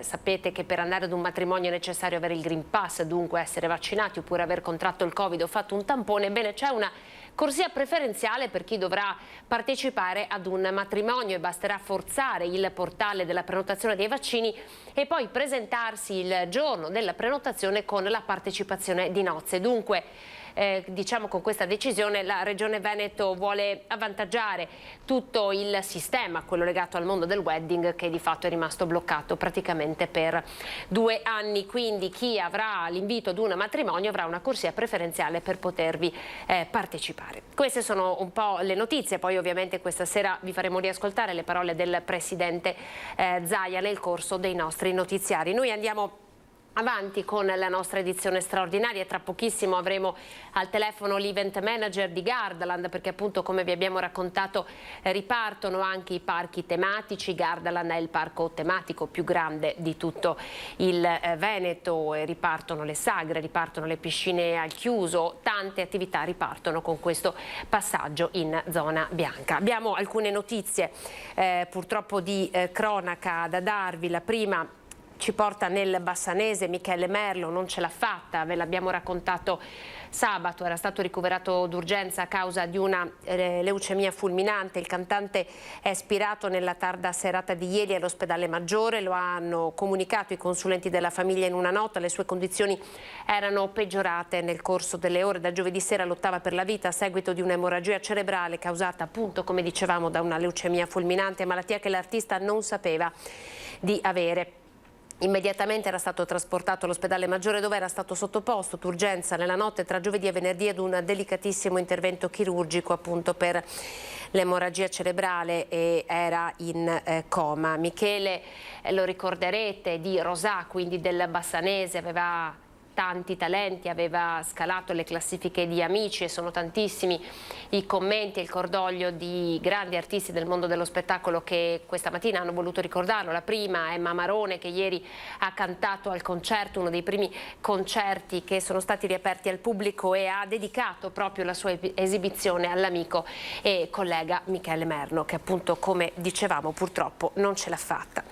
Vi facciamo vedere un altro contributo che arriva dalla redazione di Padova, perché un'altra notizia con cui abbiamo aperto i nostri notiziari sabato è dell'aggressione al medico fiscale a Chioggia, medico fiscale padovano. Ebbene, questa mattina è stato ha incontrato il presidente dei medici di famiglia e poi dell'INPS. Dovremmo avere, eccoli qua, vedete il contributo, queste sono le immagini di Chioggia. L'uomo era andato a fare una visita fiscale ad un paziente che era a casa in malattia, lo aveva trovato tornare in bicicletta con le ciabatte da mare, lo aveva ammonito e si è visto aggredito dallo stesso. Allora questa mattina l'incontro proprio con il presidente dell'INPS e l'organizzazione dei medici di famiglia, proprio per chiarire quanto accaduto ed eventualmente prendere anche dei provvedimenti. Vi facciamo vedere il servizio realizzato dalla redazione di Treviso che è andato in onda ieri, racconta un po' che cosa cambia con un Veneto in zona bianca.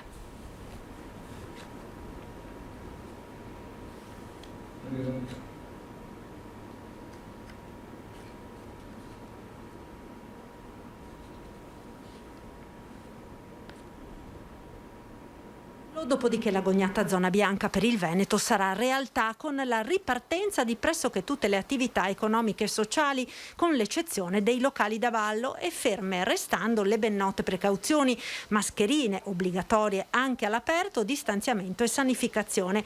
Il cambiamento più evidente del cambio di fascia sarà quello relativo al coprifuoco, che finisce in archivio, tutti sperano definitivamente. Non più uscite serali con l'occhio fisso all'orologio per rientrare a casa prima delle 23, e per ristoratori ed esercenti la possibilità di incrementare le entrate dopo un periodo nerissimo. Rimangono fino al 21 giugno le limitazioni all'interno dei locali, con massimo 6 commensali allo stesso tavolo, salvo che per i conviventi. Tornano ad essere consentite le feste private, ma per i banchetti, ad esempio i matrimoni, va conservato l'elenco dei partecipanti per 2 settimane. Riaprono parchi tematici e divertimento con le giostre, piscine all'interno, terme e centri benessere, ancora vietato però il bagno turco, mentre è consentita la sauna. Tornano le sagre paesane. 2/3 delle pro loco, dice Giovanni Follador, presidente dell'Umpli Veneto, si stanno mettendo al lavoro per riuscire a fare le sagre del periodo estivo. C'è tanta voglia di tornare a far divertire le persone, naturalmente rispettando tutti i protocolli di sicurezza. Per quanto riguarda le spiagge, vige l'obbligo di distanziare gli ombrelloni, garantendo una superficie di almeno 10 metri quadrati. In montagna le seggiovie possono circolare al 100% della capienza, al 50% se hanno le cupole paravento, come le cabinovie e le funivie. L'ordinanza, firmata ieri dal presidente della regione Zaia, fornisce le nuove linee guida per tutte le attività. Uniche costrette ancora allo stop le discoteche, con i gestori che annunciano la ribellione se il governo non prenderà una decisione, annuncia il SILB, il sindacato di categoria. Dal 1° di luglio i locali riapriranno, anche perché, denunciano i gestori, si balla lo stesso dappertutto e senza regole. Consentire di riaprire solo con il servizio di ristorazione rischia, dicono i gestori, di essere una trappola. La nostra paura è di questo trappolone, appunto, perché poi ci venga detto ma noi vi abbiamo lasciato aprire, vi abbiamo comunque lasciato operare, quindi se avete lavorato non avete bisogno di sussidi e di supporto. Ma noi non facciamo la nostra prima attività, non è la ristorazione, la nostra prima attività è il ballo, la discoteca, appunto. Inquinamento delle acque da FAS. La Commissione parlamentare d'inchiesta ha convocato uno dei maggiori endocrinologi italiani, il padovano Carlo Foresta. Convocato l'endocrinologo padovano Carlo Foresta dalla Commissione parlamentare d'inchiesta sulle attività illecite connesse al ciclo dei rifiuti e sugli illeciti ambientali collegati. Il professore riferirà dei suoi recenti studi sulle manifestazioni cliniche correlate all'inquinamento da PFAS sul sistema nervoso centrale e sulle piastrine del sangue, con particolare attenzione agli PFAS di nuova generazione, compreso il C604. L'audizione si terrà giovedì prossimo. 1500 al lavoro per ripulire il Piave dai rifiuti abbandonati, un'iniziativa che ha coinvolto comuni, associazioni e tanti volontari con il coordinamento di Sarno. Guardate.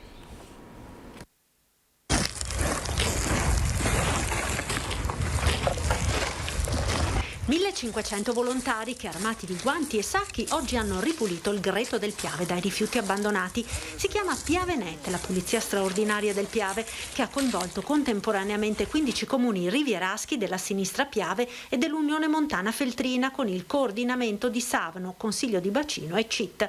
È la prima grande operazione di pulizia del fiume sacro alla patria dopo decenni, per raccogliere le montagne di immondizia abbandonate da incivili. Qui siamo a Ponte di Piave, dove è stata individuata un'area particolarmente presa di mira dagli ecovandali. Vediamo segnati con una numerazione progressiva da 1 a 7 i vari ponti principali del fiume Negrisia, che è un fiume di risorgiva che scorre all'interno della golena del fiume Piave. Su questi ponti sono state inviate 7 squadre, quindi una squadra per ciascun ponte, dove abbiamo individuato la presenza di rifiuti abbandonati. A raccogliere i rifiuti anche il sindaco Paola Roma ed il presidente del CIT Giampaolo Vallardi. L'appello a tutti quanti i cittadini, da parte anche della nostra associazione La Marcandola, che cura la parte ambientale del nostro territorio: abbiate rispetto del nostro territorio, del nostro fiume Piave, ma soprattutto perché già dalle scuole CIT Savno sta facendo molto per educare i ragazzi. Facciamolo tutti quanti insieme nello spirito di comunità che ci contraddistingue. Bellissima giornata dal punto di vista atmosferico, ma bellissima giornata anche di aggregazione di volontari, bellissima giornata per l'ambiente. Oggi qua tutti quanti assieme per pulire il fiume Piave. Il mio ringraziamento va a tutti i volontari. Da Ponte di Piave a Cimadolmo. 15 comuni, oltre 1500 persone che questa mattina si sono svegliate presto, invece che andare al mare o in montagna, sono venute a pulire questo bellissimo territorio. Bisogna far capire fin dai giovani, fin dai ragazzi, che bisogna non sporcare la mente, un ambiente così bello come possiamo vedere, non bisogna sporcarlo, cioè, facciamo capire ai ragazzi che non bisogna farlo sporcare, non ci sarà più tutto sporco. Bravo Matteo.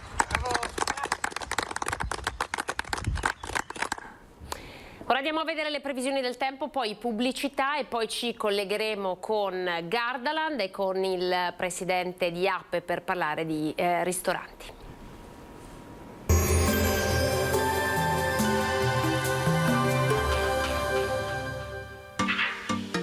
Tremonti, attrezzature e materiale per saldatura professionale a Montebelluna. Ben trovati al meteo. Infiltrazioni umide occidentali saranno causa di una frequente instabilità. Nuova settimana dunque alle prese ancora con qualche pioggia. Il dettaglio di lunedì 7 giugno. Sul Veneto condizioni di tempo variabile, alternanza di schiarite e annuvolamenti. Col passare delle ore piogge sui rilievi e sulle zone pedemontane, qualche fenomeno a carattere sparso non si esclude anche altrove. Temperature minime tra 16 e 18 gradi, massime tra 22 e 28 gradi. Ci spostiamo ora sul Friuli Venezia Giulia, dove inizialmente sarà soleggiato, a seguire più nubi e occasionali rovesci un po' dappertutto. Temperature minime tra 14 e 17 gradi, massime sui 25 e 26 gradi. Infine uno sguardo alla situazione del Trentino Alto Adige, dove avremo qualche precipitazione sparsa, ma anche qualche parentesi asciutta. Temperature minime intorno ai 13-14 gradi, massime sui 26 all'incirca. Dal meteo di Antena 3 per ora è tutto, grazie per l'attenzione e arrivederci al prossimo aggiornamento.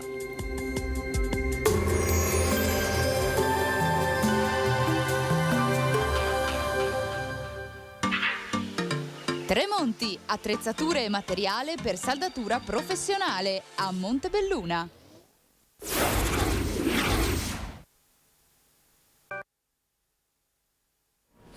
Buongiorno, ben ritrovati, 13:33, seconda parte dell'edizione straordinaria. Avete sentito quello che ha detto il presidente Zaia: corsia preferenziale per chi deve sposarsi o partecipare ad un matrimonio per quanto riguarda la campagna vaccinale, e poi disposizione di vaccini Johnson & Johnson per gli over 60 che ancora non si sono vaccinati. Poi in apertura abbiamo ricordato ovviamente che con oggi c'è il passaggio del Veneto in zona bianca e quindi andiamo subito a collegarci con Massimo Zuccotti, event manager di Gardaland, perché con oggi riapre anche Gardaland, che è il parco tematico più grande del Veneto. Massimo, buongiorno. Buona giornata a voi. Allora, insomma è una giornata di festa, non possiamo non dirlo questo, no? Assolutamente sì. dopo con grande entusiasmo e grande gioia riapriamo quello che è il più bel parco a tema d'Italia, al quale naturalmente siete invitati anche tutti voi. Guardi, noi ci eravamo sentiti alcune settimane fa, quando ancora si sapeva che i parchi tematici avrebbero aperto a luglio, e c'era tanta delusione da questo punto di vista, perché insomma voi avete chiuso, avete riaperto la scorsa estate senza alcun problema, mettendo in campo dei protocolli di sicurezza insomma davvero fatti bene, eppure insomma eravate destinati ad aprire soltanto i primi di luglio. Questo cambio di passo ovviamente è dovuto al passaggio nella zona bianca. Che cosa cambia nei protocolli di sicurezza? Ma diciamo che il nostro protocollo di sicurezza ha funzionato perfettamente nella scorsa stagione e quest'anno è stato ancora più migliorato, quindi tutte quelle norme che ben lavoravano lo scorso anno sono state ancora di più cesellate, quindi dalla limitazione degli ingressi giornalieri alla prenotazione obbligatoria della visita fino all'uso della mascherina, oltre alla sanificazione di tutte le attrazioni che avviene sia giornalmente che ad ogni ciclo di imbarco su ogni attrazione singola.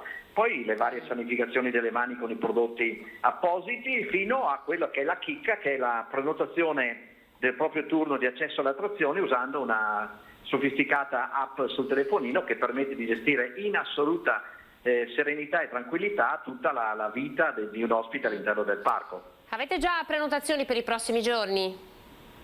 Assolutamente sì, abbiamo il pubblico che da mesi scalpita e puntualmente ci contattava e ci contatta per avere tutte le informazioni utili, quindi diciamo che la risposta della piazza è veramente molto buona e noi siamo veramente molto contenti. Voi tra l'altro avete anche investito, no? Perché apre Legoland, quindi insomma per gli appassionati della Lego c'è un mondo nuovo da scoprire a Gardaland. Avete fatto un investimento molto importante nonostante insomma il periodo sia stato così complesso anche per voi. Sì, esatto, abbiamo fatto un investimento che vale oltre 20 milioni di euro e si chiama appunto Legoland Water Park Gardaland. Per questa apertura è previsto il primo step, cioè l'apertura della Miniland e del Lego Shop. Spiego in sintesi: la Miniland è fantastica, è un affascinante viaggio all'interno di un'ampia area unica al mondo, nella quale sono stati riprodotti in scala 1:20 tutti i monumenti, i simboli più iconici del territorio italiano. Sono circa 5 milioni di mattoncini Lego sono stati usati, una cosa veramente affascinante. Insomma, per gli appassionati davvero è il mondo delle sorprese. Senta, che cosa è significato per voi comunque partire con giugno la stagione? Quanto è andato perduto? Ma io vorrei evidenziare la nota sotto un altro punto di vista. Partiamo con grande entusiasmo, ma soprattutto tiriamo al traino tutto il lago di Garda, perché con noi erano bloccate migliaia di assunzioni sul bacino del lacustre, proprio tutte le attività di indotto che noi andiamo a muovere. Quindi per noi è importante ripartire, ma è importante per tutto il tessuto economico locale la nostra ripartenza. È uno stimolo per tutti e un sorriso per tutti. Senta, ci può dire oggi quante prenotazioni avete? Oggi è una giornata un po' particolare, è un lunedì. È partita con qualche goccettina, ma ho visto le nostre ragazze che stavano lavorando fortemente di polpastrello sulle tastiere, quindi non so il numero esatto, ma credo che tante persone siano già all'interno del parco e si stiano già divertendo nella prima simbolica giornata di apertura, che è anche un augurio a tutta la nazione, affinché il mondo del divertimento ritorni in quinta marcia. Grazie Massimo Zuccotti, event manager di Gardaland. Allora buona ripartenza davvero anche a voi, buon lavoro. Grazie a voi, vi aspettiamo. Certo, arrivederci. Ora Salute, grazie. Andiamo a Padova, da Verona a Padova, con Filippo Segato, segretario provinciale di APPE. Parliamo di pubblici esercizi, bar e ristoranti, per capire insomma questa zona bianca di fatto che cosa cambierà. Filippo, buongiorno. Buongiorno Anna, buongiorno a tutti. Allora, rimangono ancora delle limitazioni, di fatto una limitazione su cui si è discusso tanto, no? Quella dei 6 posti a tavola al chiuso, che potrebbe decadere al 21 di giugno. Ad oggi con che spirito affrontate questo passaggio in zona bianca?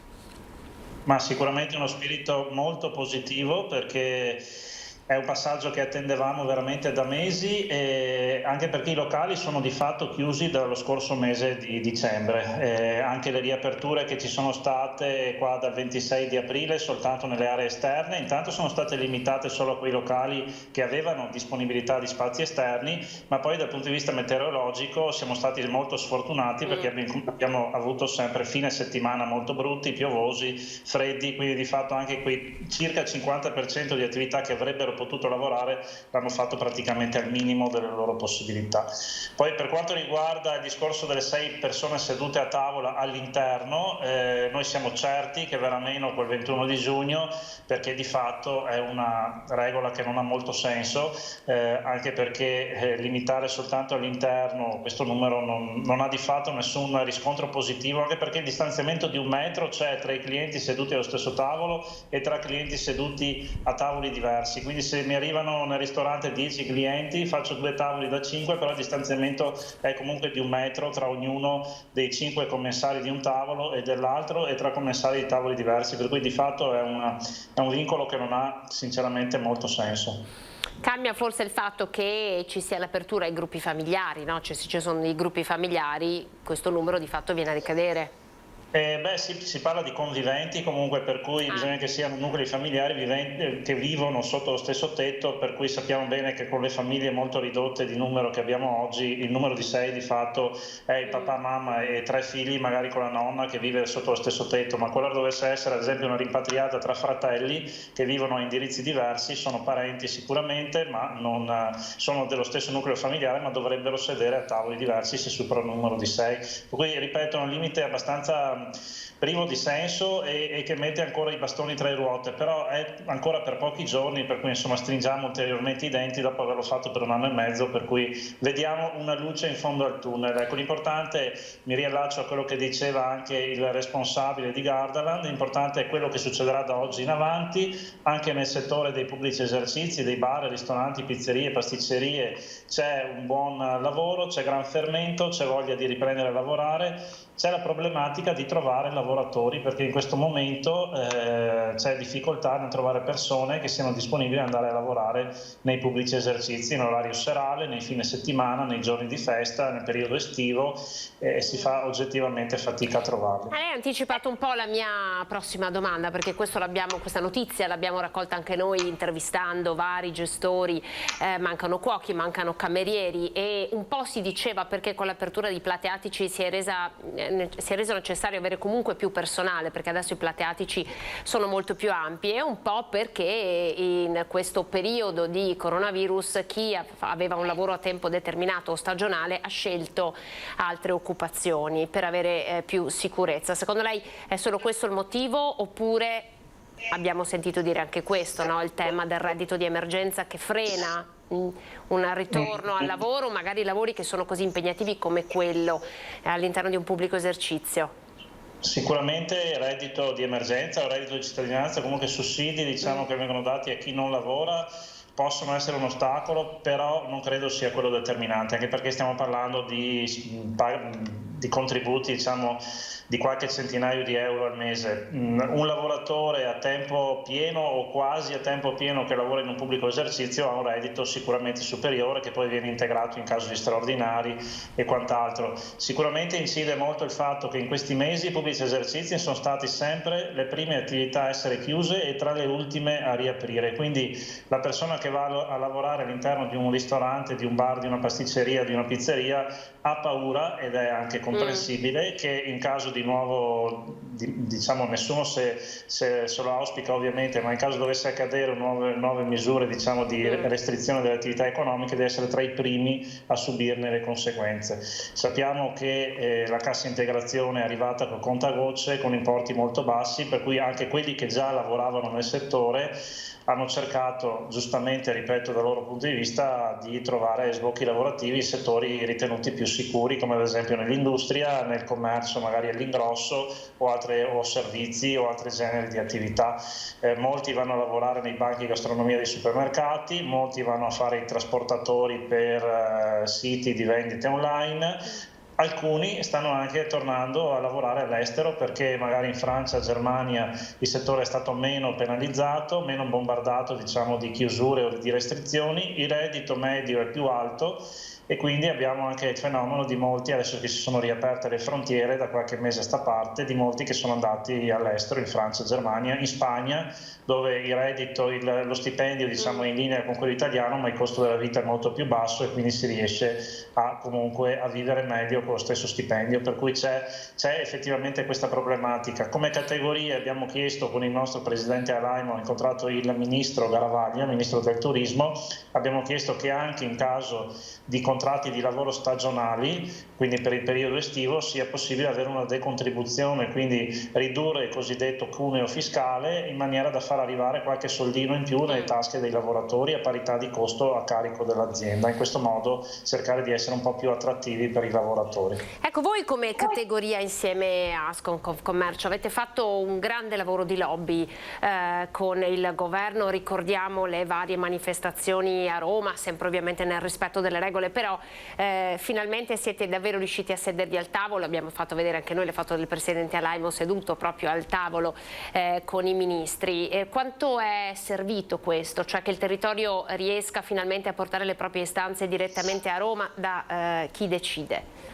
Noi abbiamo incontrato praticamente tutti, dagli amministratori locali fino ai provinciali e regionali e per arrivare ai senatori e deputati e anche svariati ministri. Stamattina abbiamo incontrato il prefetto di Padova, noi a tutti cerchiamo di far capire l'importanza strategica del settore, poi quanto questo effettivamente sia servito è difficile valutarlo ovviamente, però quello che noi non vogliamo lasciare assolutamente intentato è di far capire l'importanza del settore della somministrazione per due motivi.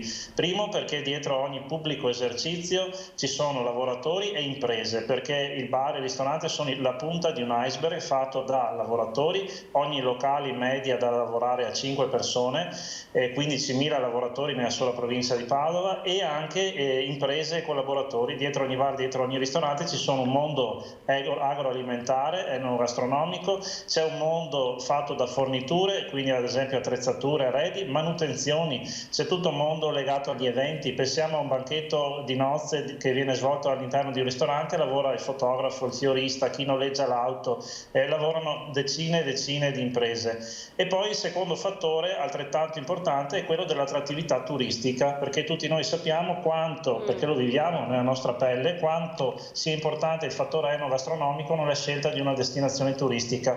Quante volte ci poniamo la domanda quando andiamo a scegliere un posto dove passare le vacanze, oltre alle bellezze architettoniche, naturalistiche, storiche, ma anche l'enogastronomia, quanto è importante per noi e per tutti. Ecco, il Veneto, che è la regione più importante dal punto di vista turistico d'Italia, ha un patrimonio enogastronomico fondamentale che però deve essere tutelato e valorizzato. Stanno arrivando i turisti?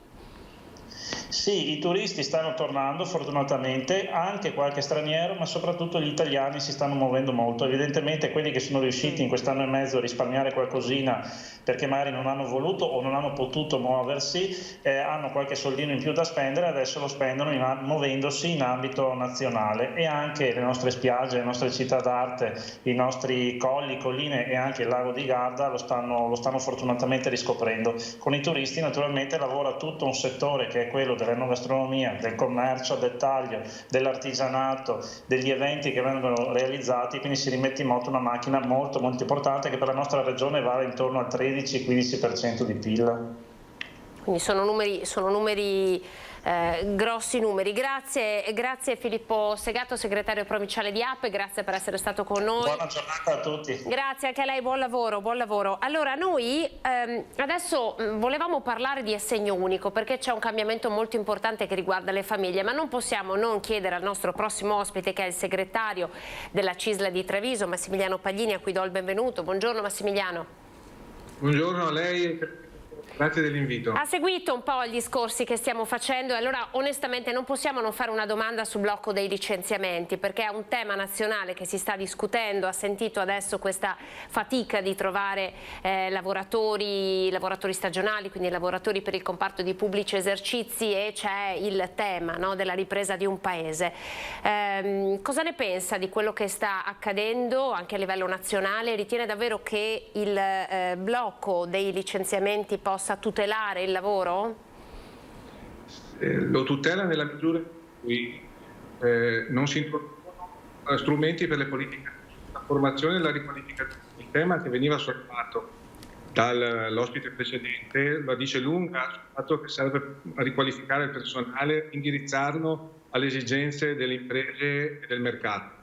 Ed è un tema che manca completamente dall'agenda politica al momento. L'abbiamo sollecitato da mesi in tutta la fase del lockdown e successivamente, però al momento non se ne parla o velatamente. C'è tutto il tema poi della riforma degli ammortizzatori sociali, altro tema importante che secondo noi va ripreso, perché è vero che sono stato uno strumento, quello degli ammortizzatori sociali Covid in questa fase straordinaria, però non tutte le categorie lavorative hanno strumenti che tutelino le persone che perdono il lavoro. E noi chiediamo un confronto con le controparti, con il governo e con i soggetti istituzionali affinché si apra un confronto preciso su questi temi, perché se non ci sarà un confronto e la soluzione, l'individuazione di soluzioni, rimarremo con tutti i problemi che sono stati rappresentati anche prima. Ad esempio uno dei grandi temi, no, è stato con la chiusura dell'aeroporto di Treviso c'è stato un blocco di tutti i lavoratori che ruotano attorno al circuito aeroportuale trevigiano. Voi avete fatto una manifestazione congiuntamente anche le altre sigle sindacali e credo che il tema fosse proprio questo, no? Adesso al di là della ripartenza la possibilità di garantire anche a queste persone a cui di fatto è stato chiesto anche una decurtazione dello stipendio, si ricorderà che si è manifestato anche per questo, garantire a loro delle certezze in più.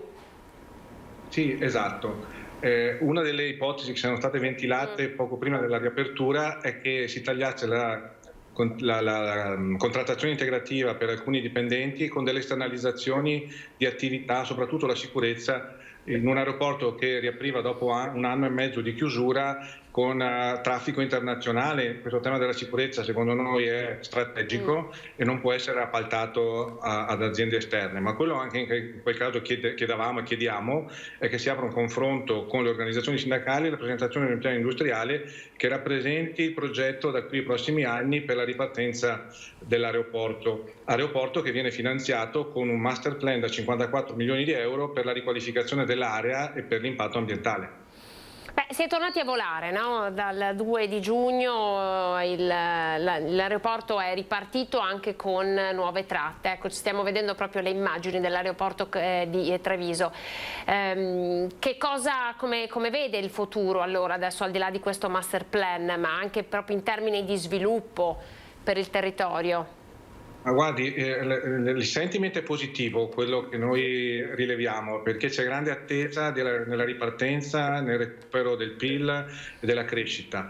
Va accompagnato tutto questo con politiche attente di presidio della sicurezza, della contrattazione, perché un altro tema che riguarda gli addetti alla ristorazione piuttosto che ai servizi sono livelli di reddito bassi, lo ha ricordato in un passaggio l'ospite precedente. Sì.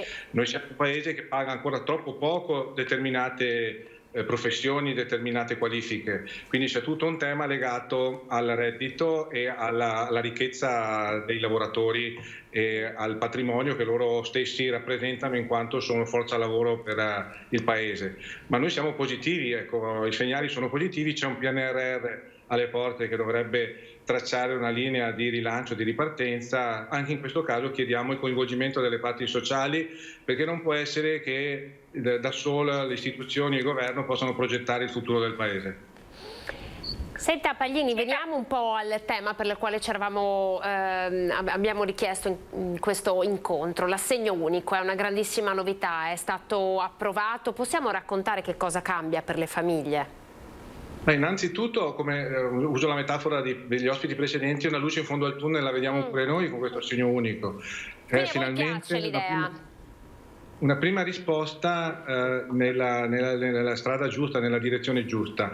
Diversamente da prima è una iniezione di risorse importanti che fa traccia un passaggio epocale, ovvero i figli non sono più un patrimonio solo del papà e della mamma, ma sono patrimonio della collettività e vanno tutelati. perché noi siamo in un paese che ha uno squilibrio demografico evidente, troppi anziani e troppi pochi giovani, un figlio e 2, un figlio e 3 per coppia, contro una media che dovrebbe tenere in equilibrio il sistema tra 1,6 e 1,7, quindi c'è bisogno di fare figli, ma i figli costano e la prova è che le coppie che hanno figli hanno un abbassamento del reddito mediamente del 30, del 40, del 50% e il rischio di perdere il lavoro non incentiva come si dice, la fecondità delle coppie. E questo secondo noi è uno strumento, questo dell'assegno unico, che va nella direzione, dicevo, auspicata. Quindi va reso stabile nel tempo. Siamo in ritardo di 50-70 anni rispetto al resto dell'Europa, il nord Europa è 70 anni avanti, ma non basta. Servono altre misure, soprattutto i servizi alla persona. I figli costano, dicevo, gli asili nido costano un sacco di soldi. Quindi tutto il contesto, no? Il welfare che di fatto ancora manca, no? Attorno ad una coppia. Perfetto. Non basta quindi da solo, l'assegno unico non ha dato risultati, anche dove abbiamo welfare avanzati. Quindi servono politiche di incentivo all'utilizzo degli asili nido con la gratuità per tutti. Una comunità, una collettività deve tutelare i giovani, i neonati e gli anziani. I servizi alla persona devono essere resi gratuiti a tutti indipendentemente dal reddito. Questa è una grande sfida di civiltà e di progresso del Paese, indipendentemente dal reddito. Lo dico perché se non succede questo potremo anche inventarci altri strumenti quali l'assegno unico, ma non basterà. Noi abbiamo tutto il tema della non autosufficienza di una società che invecchia e che non sempre le famiglie sono in grado di sostenere, collocare gli anziani nelle case di riposo. Quindi accanto a questo quindi serve, come dicevo, l'assegno unico è uno strumento, un primo passo nella direzione giusta. I servizi alla persona, il welfare allargato, gratuito per tutti, e soprattutto servono politiche di equità di genere, perché oggi noi abbiamo le donne che non lavorano, perdono il lavoro se fanno i figli.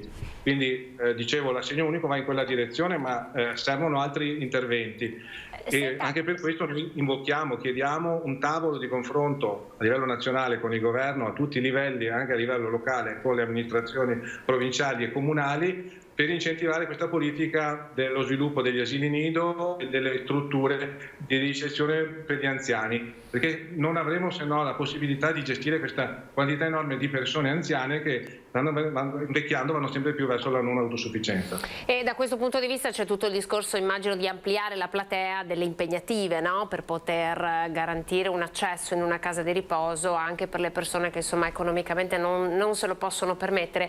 Tornando all'assegno unico, sarà un beneficio davvero per tutti, per tutte le categorie di persone? Cioè, cosa cambia rispetto ai vari bonus che siamo abituati a conoscere adesso? Sì, la novità è che dovrebbe essere una misura strutturale nel tempo, consolidata nel tempo. Al momento è transitoria e da qui alla fine dell'anno verrà riconosciuta solo a disoccupati, inattivi e incapienti o percettori di reddito cittadinanza, ma nel progetto dichiarato dal governo dal 1° di gennaio del prossimo anno l'assegno unico sarà universale per tutti quanti, indipendentemente dal reddito, ovvero per ISEE fino indicatore sostitutivo della situazione economico equivalente fino a 50.000 euro. Quindi l'assegno unico va da un minimo di 30 euro a un massimo di 167 euro per figlio, dal primo e secondo figlio, con una maggiorazione del 30% dal terzo figlio. È una misura importante perché consegna delle risorse vere in mano alle famiglie per poter sostenere i percorsi, la crescita dei figli. Ricordo che noi abbiamo ancora il sistema degli assegni familiari che eroga, se va bene, se non per famiglie molto numerose, poche decine di euro. Quindi il concetto, la novità è proprio questo cambio di paradigma per cui i figli vengono riconosciuti come patrimonio della collettività e non solo della coppia. Secondo lei, visto che ha nominato l'ISEE, continua ad essere un indicatore corretto, così per come viene formulato, per inquadrare la situazione economica di una famiglia? Sì, diciamo di sì, perché al momento non abbiamo altri strumenti. È anche vero che però fa riferimento al reddito dichiarato, c'è un problema grosso come una casa di evasione fiscale in questo Paese. Quindi noi abbiamo sicuramente l'ISEE come strumento che vale per i lavoratori dipendenti che dichiarano tutto, quindi non la voglio mettere lavoratori autonomi e lavoratori dipendenti, però c'è un problema di evasione fiscale, inutile dircelo, girarci attorno in questo Paese, quindi lotteremo, e quindi è un altro tema di civiltà. lottiamo all'evasione fiscale, combattiamo l'evasione fiscale, avremo un paese più equo e più giusto per tutti. Il governo sta dimostrando, insomma, ha messo in campo delle chiavi per riuscire a combattere un po' l'evasione fiscale. Cosa ne pensa delle politiche contro l'evasione fiscale messe in piedi dal governo? Sicuramente un passetto nella direzione giusta, ma non basta, serve una riforma del fisco che sposti la tassazione dal lavoro alla rendita finanziaria. Noi abbiamo oggi una rendita finanziaria che ha una tassazione troppo bassa rispetto al valore che produce e soprattutto c'è tanto imponibile fiscale, imponibile IVA che sfugge alle maglie del fisco. È vero che noi abbiamo una tassazione elevata rispetto al resto dei paesi, ma per chi le paga le tasse, per chi non le paga è zero.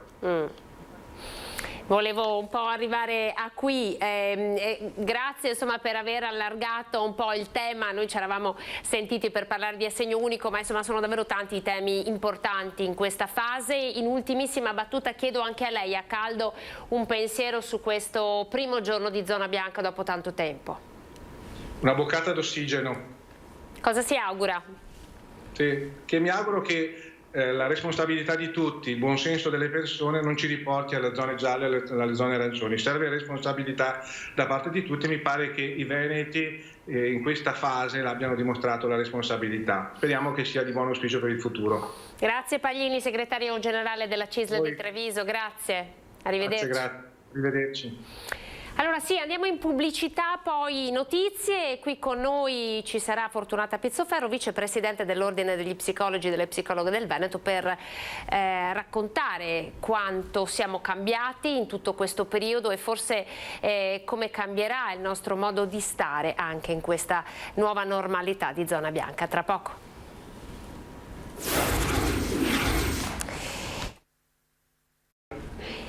Ben ritrovati, buongiorno, ultima parte di questa edizione straordinaria, sono le 14.02, buongiorno e ben ritrovata Fortunata Pizzoferro, vicepresidente dell'Ordine degli Psicologi e delle Psicologhe del Veneto, buongiorno. Buongiorno Anna.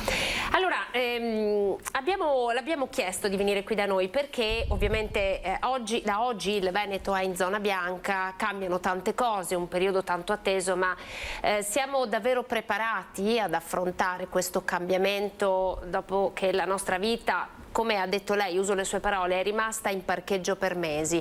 Siamo preparati? Anna, penso che non siamo mai preparati ad affrontare i cambiamenti, perché il cambiamento è proprio qualcosa che arriva mentre noi stavamo facendo qualcos'altro. Soprattutto in questo momento i cambiamenti non sono programmati da noi, ma vengono scanditi da altri, vengono scanditi dal virus, vengono scanditi dalle regole che devono man mano cambiare. Diciamo che in questo momento siamo sicuramente molto felici del cambiamento, ci sentiamo a volte come se avessimo ottenuto una vittoria, di questo sicuramente dobbiamo gioire, però non dobbiamo dimenticare che non è veramente la fine di una gara, anzi direi che quasi l'inizio, come se fossimo stati degli atleti purtroppo in panchina in questi mesi, costretti da un infortunio, e ora passato il momento più duro dobbiamo ricominciare ad allenarci, perché comunque questa riapertura porterà in sé delle regole diverse, delle difficoltà, abbiamo anche da riguadagnare tutto il tempo perduto, tutto il terreno perduto sia dal punto di vista economico che relazionale, e quindi da questo momento inizia l'allenamento per poi veramente affrontare la gara. Tempo perduto anche dal punto di vista relazionale, in effetti ci siamo abituati ad avere a gestire le relazioni nella nostra vita in determinati modi, quindi abbiamo usato molto di più la tecnologia, siamo stati più fisicamente lontani dalle persone. Anche qui come si può riprendere una normalità fatta di incontri, fatta di aperitivi e non farsi trovare impreparati?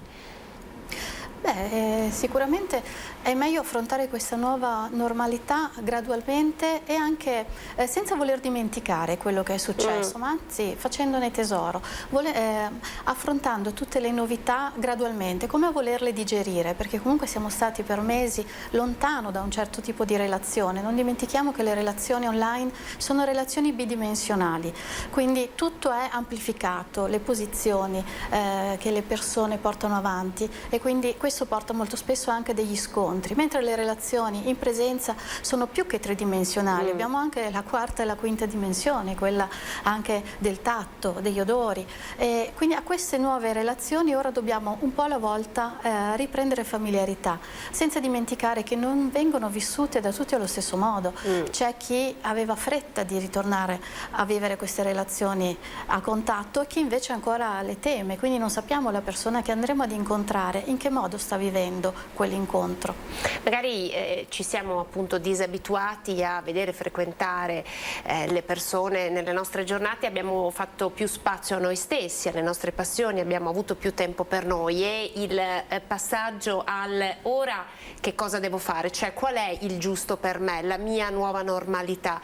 Che consiglio possiamo dare a chi ci ascolta per riuscire ad avere un ascolto profondo di se stesso, cioè capire esattamente quali sono le esigenze al di là di quello che si deve fare perché ora si può fare, cioè c'è sempre un po' questo distacco tra quello che io sento di voler fare e quello che forse dovrei fare. Sicuramente sintonizzarsi nell'ascolto di se stessi in primo luogo. Anna ha detto una cosa bella, no? È stato un periodo in cui abbiamo coltivato le nostre passioni, non per tutti devo dire. Se qualcuno ha potuto coltivare le proprie passioni e ne ha scoperte anche di nuove, è bene che le porti avanti e magari inizi anche a poterle portare avanti in una modalità diversa, forse non più online, forse potendola condividere con qualcun altro, ecco, senza l'affanno di dover fare tutto subito, ma anche potendosi mettere in ascolto dei propri bisogni e anche dei bisogni degli altri, perché come dicevamo prima non sappiamo la persona che andiamo ora ad incontrare come ha vissuto questi lunghi mesi,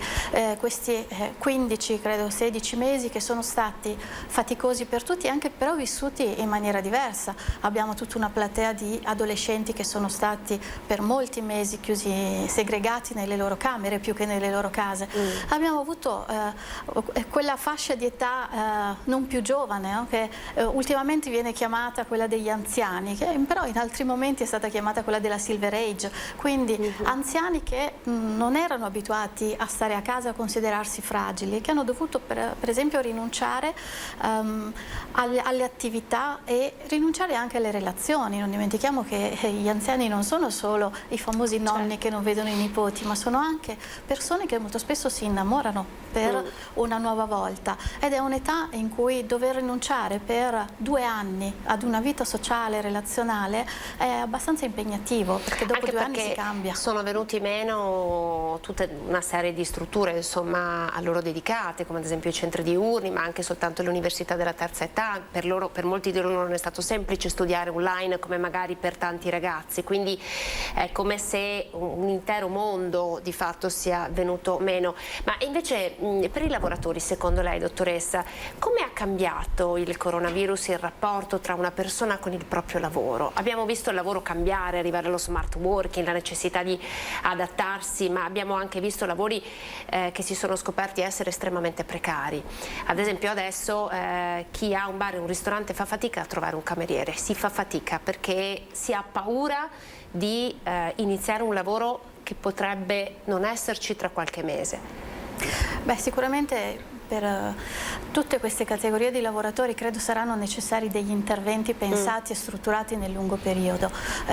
In questo periodo sono stati fatti una serie di interventi anche a livello politico di tipo emergenziale, però ricordiamoci che in emergenza non si fanno interventi di eccellenza, si fanno appunto degli interventi necessari ed immediati, ma nella fase successiva gli interventi devono essere ben pensati e strutturati.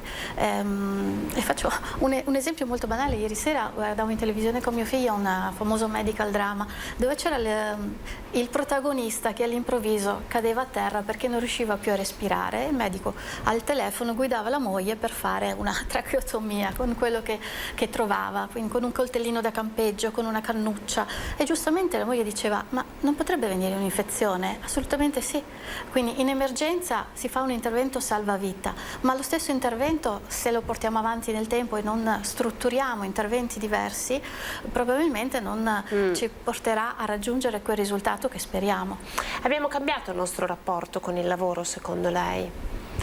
Beh sì, il rapporto col lavoro è molto cambiato, perché c'è stato chi si è visto deprivare dal lavoro e quindi ha paura di perderlo, si sente molto precario, ma c'è stato anche chi l'ha vissuto in maniera molto pesante, perché ha dovuto quotidianamente doversi confrontare con quello che veniva chiamato smart working, anche se in realtà era home working, cioè lo faccio da casa, ma senza quella strutturazione che sarebbe tipica dello smart working. Quindi il lavoro da casa ora viene considerato ancora più faticoso, perché in contemporanea devo fare più cose, perché non posso incontrare persone, quindi anche questo sarà una sfida importante. Come strutturare lo smart working per il futuro, perché potrebbe essere il lavoro del futuro, ma senza confonderlo più con l'home working al quale siamo stati per qualche periodo obbligati. Ci possiamo allacciare con un ragionamento che ha fatto proprio qui in questa sede la dirigente dell'ufficio scolastico regionale del Veneto, la dottoressa Carmela Palumbo, che ha detto: torniamo a settembre ad una didattica in presenza, ma dobbiamo assolutamente portare con noi quello che abbiamo imparato grazie alla didattica da remoto, cioè quindi dobbiamo assolutamente far entrare la tecnologia nei curriculum di più, cioè dobbiamo ricordarci che abbiamo anche imparato molte cose, quindi fare tesoro di quello che è stato questo periodo. Lei prima appunto ha citato lo smart working, io adesso parlo di un nuovo modo di fare scuola. Che cosa serve però perché questo, che è un ragionamento, diventi realtà? Beh, serve appunto la preparazione degli interventi, la riflessione, mentre prima è stato fatto tutto in velocità perché bisognava adeguarsi, adesso bisogna strutturare questi interventi. Io sono d'accordo sul fatto che molte cose noi abbiamo imparato e abbiamo anche preso delle nuove abitudini che sono comunque utili e fruttuose per il futuro. Tutte queste nuove abitudini e queste competenze che noi abbiamo dovuto apprendere non vanno di certo buttate via, e anche la sofferenza di questo periodo non va buttata via, perché comunque ci siamo trovati a confrontarci a volte con noi stessi, con le nostre parti fragili. Ora è venuto il momento di farci qualcosa, cioè di farle crescere ed evolvere, sia a livello personale di emotività e sia a livello di comunità, strutturando per esempio nuovi percorsi formativi, magari dando l'opportunità a quei bambini, quegli studenti che non possono venire quotidianamente in presenza, poter fare scuola per esempio anche nei periodi di ricovero. Questo sarebbe importante, ma anche dal punto di vista per esempio del turismo. Abbiamo tutta una fascia di persone con disabilità che non possono viaggiare nel mondo reale, potrebbero però avere dei percorsi strutturati per poter visitare il mondo in una maniera virtuale, ma in una realtà aumentata. Sì, quindi diciamo fare tesoro ed elaborare una ripartenza anche sulla base di quello che è stato, non soltanto chiudere un capitolo, dire bene siamo zona bianca, si chiude una porta e la direzione deve cambiare.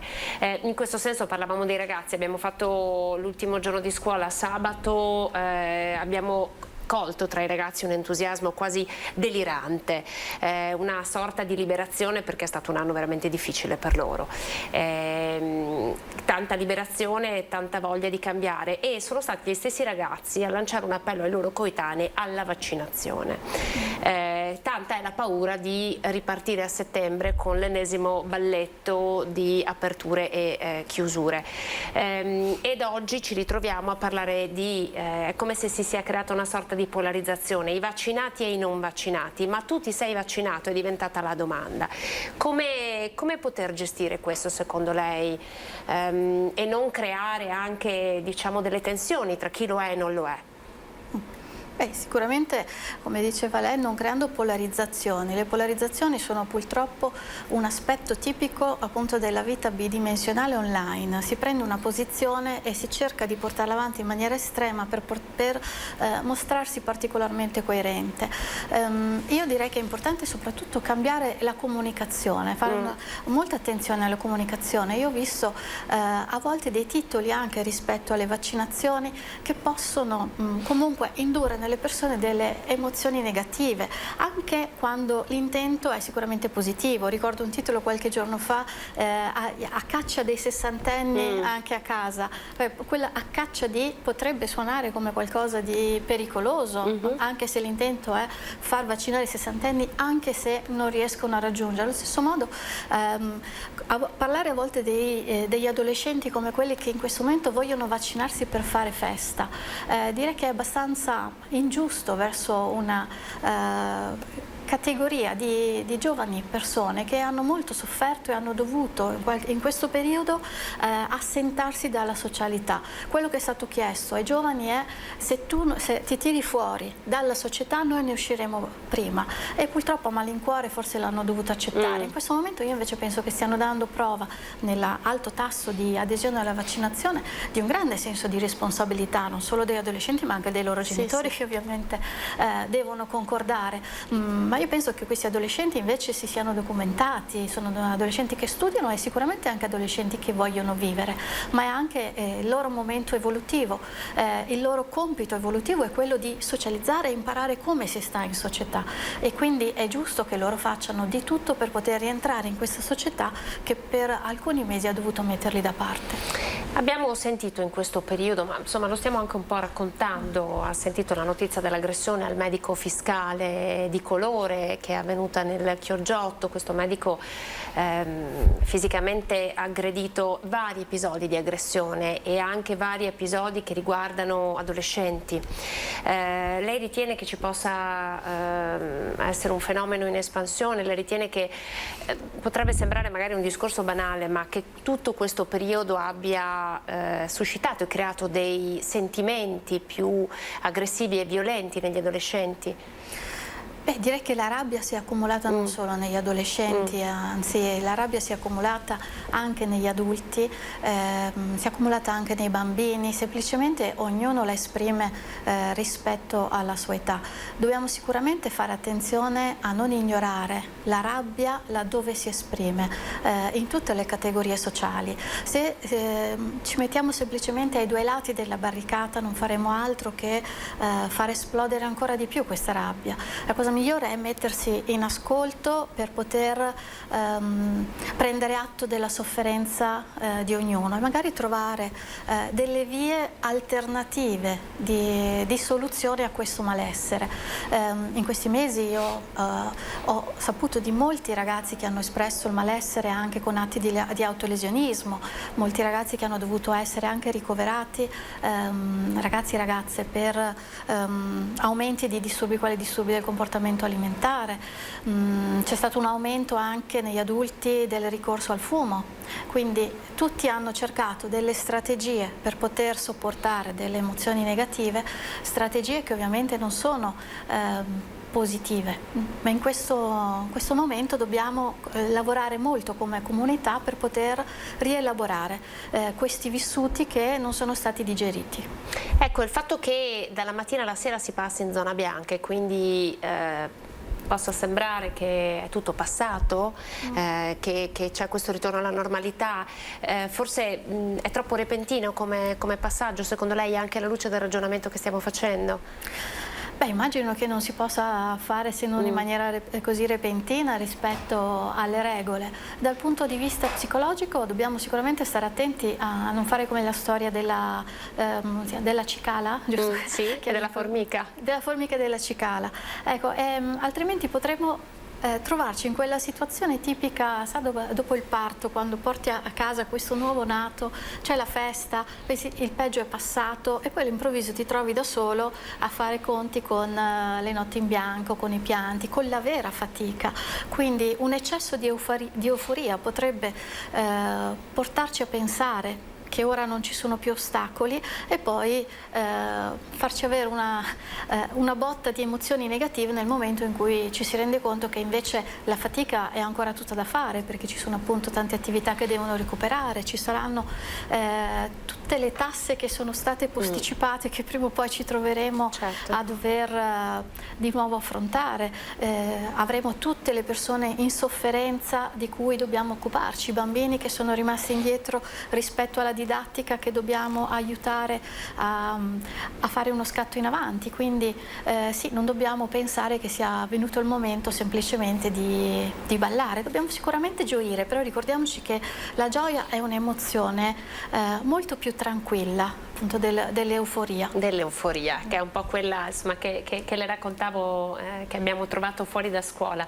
Senta, un altro tema credo sia la percezione della salute, perché questo virus ci ha colto così impreparati, ci abbiamo messo 1 anno e mezzo per trovare le armi, per gestirlo da tanti punti di vista, non solo quello sanitario, e si stanno moltiplicando le notizie che leggiamo nei giornali di esperti che ci raccontano che sarà il destino dell'umanità avere sempre a che fare con un virus nuovo, con un'epidemia, che ci sarà una quinta ondata, che diventerà fisiologico, cioè noi stiamo ascoltando questo, cioè ragionamenti diversi legati alla salute che prima onestamente non si facevano. Lei ritiene che questo possa in qualche modo influenzare anche i sentimenti delle persone e cambiare dunque anche il loro rapporto con la loro salute, oppure no? E che anticorpi dovremo trovare dentro di noi per gestire queste informazioni? Beh, sicuramente, come dicevamo prima, la comunicazione è qualcosa a cui bisogna prestare attenzione, continuare a dare dei messaggi che spaventano, che portano le persone a vivere in una perenne ansia, in una perenne paura, non aiuta all'elaborazione delle emozioni e a poter mantenere anche un clima emotivo stabile. Io non so come le persone possono avere la palla di vetro per sapere cosa succederà in futuro. Quello che sappiamo è che nel passato ci sono sempre state ciclicamente delle epidemie e a questo passato comunque l'umanità è sopravvissuta, quindi non so che cosa accadrà in futuro, ma penso che se ognuno di noi fa la sua parte per poter superare il momento peggiore, come è stato fatto in questo periodo, e il momento peggiore in qualche modo sempre si supera e poi verrà una nuova e diversa normalità. Ci saranno sicuramente dei cambiamenti, forse non torneremo mai alla stessa normalità del passato, ma traghetteremo un po' alla volta in una società diversa, ma d'altra parte questo è stato fatto nella storia dell'uomo sempre, semplicemente non siamo noi che lo abbiamo vissuto, perché è una storia molto più lunga che va avanti nelle generazioni. Secondo lei il Covid ha cambiato il nostro rapporto con le istituzioni? Che in qualche modo hanno regolato la nostra vita in maniera importante negli ultimi 2 anni? Sicuramente il Covid in questi ultimi mesi ci ha fatto capire che sentiamo il bisogno, nel momento in cui siamo spaventati, di una guida che ci faccia sentire rassicurati. Ma questo era vero anche prima, semplicemente non vivevamo in questa situazione di perenne ansia. Il Covid potrebbe anche farci capire che per il futuro abbiamo bisogno comunque di avere una certa stabilità e una certa preparazione. Non dimentichiamo che siamo arrivati alla pandemia senza avere dei piani per la gestione delle emergenze, quindi anche da questo dobbiamo imparare quanto è importante curare le istituzioni e essere ben amministrati per evitare appunto che vengano fatti degli interventi per tappare i buchi e non per programmare nel lungo periodo. Torniamo per un attimo, abbiamo ancora alcuni minuti a nostra disposizione, torniamo per un attimo a parlare di famiglie.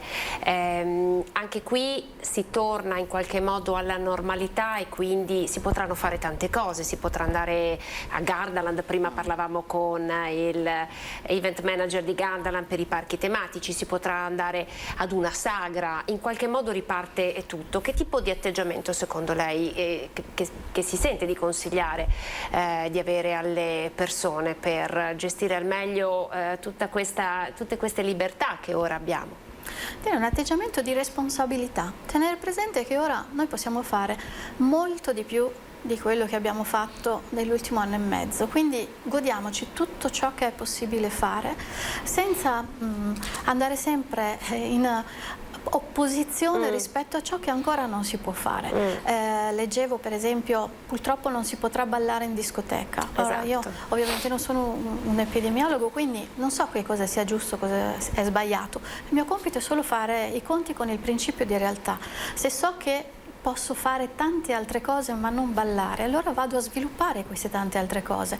E comunque siamo stati per mesi deprivati da questa, dalla relazione, quindi in un luogo come la discoteca potrei organizzare, se non delle sale da ballo, ma dei momenti per relazionare in maniera diversa.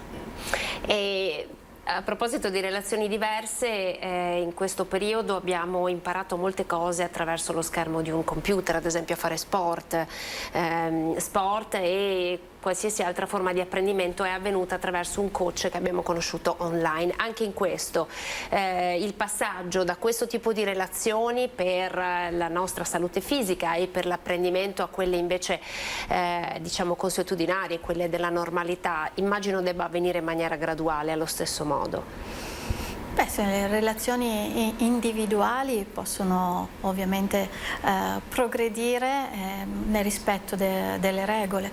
Dobbiamo appunto considerare che ora abbiamo l'opportunità di relazionarci in maniera diversa con le persone. Potremmo continuare a relazionarci con le persone che sono a distanza, con quelle che non è possibile vedere da vicino, però allo stesso modo dobbiamo coltivare anche la possibilità di relazionarsi con le persone in presenza. Ecco, direi che quello che non fa mai bene alle persone è il bianco o nero, cioè fare o una cosa o solo l'altra, ma essere aperti e predisposti a potersi adeguare a tutte le possibilità di relazione, allora sì, è un compito evolutivo che fa stare meglio le persone. Un consiglio, dottoressa, alle persone che possono sentirsi sopraffatte da questo nuovo Liberi Tutti e che possono trovarsi in difficoltà.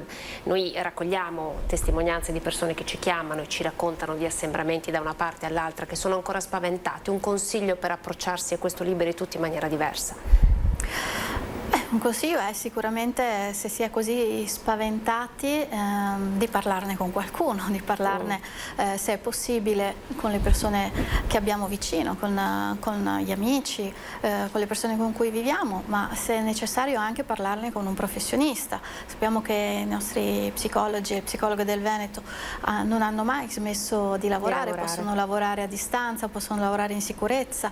Ci sono tra l'altro dei servizi d'eccellenza sul territorio, sia nel servizio pubblico, ma ci sono anche dei servizi nuovi che sono sorti in questo periodo proprio per avvicinare le persone alla psicologia. Penso per esempio agli psicologi di quartiere a Treviso, che hanno iniziato la loro sperimentazione quasi un anno fa, ma so che vengono apprezzati dalla popolazione proprio perché fanno sentire che c'è la presenza della psicologia sul territorio.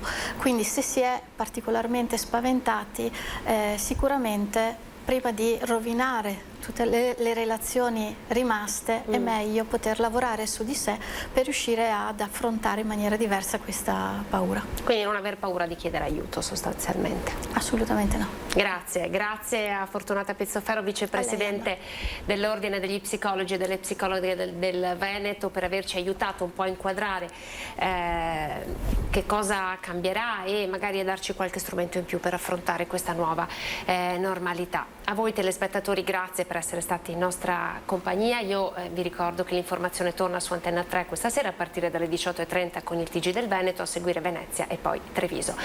Dottoressa, grazie ancora per essere stata con noi. Arrivederci Anna. A voi telespettatori, arrivederci e buon proseguimento di giornata su Antenna 3.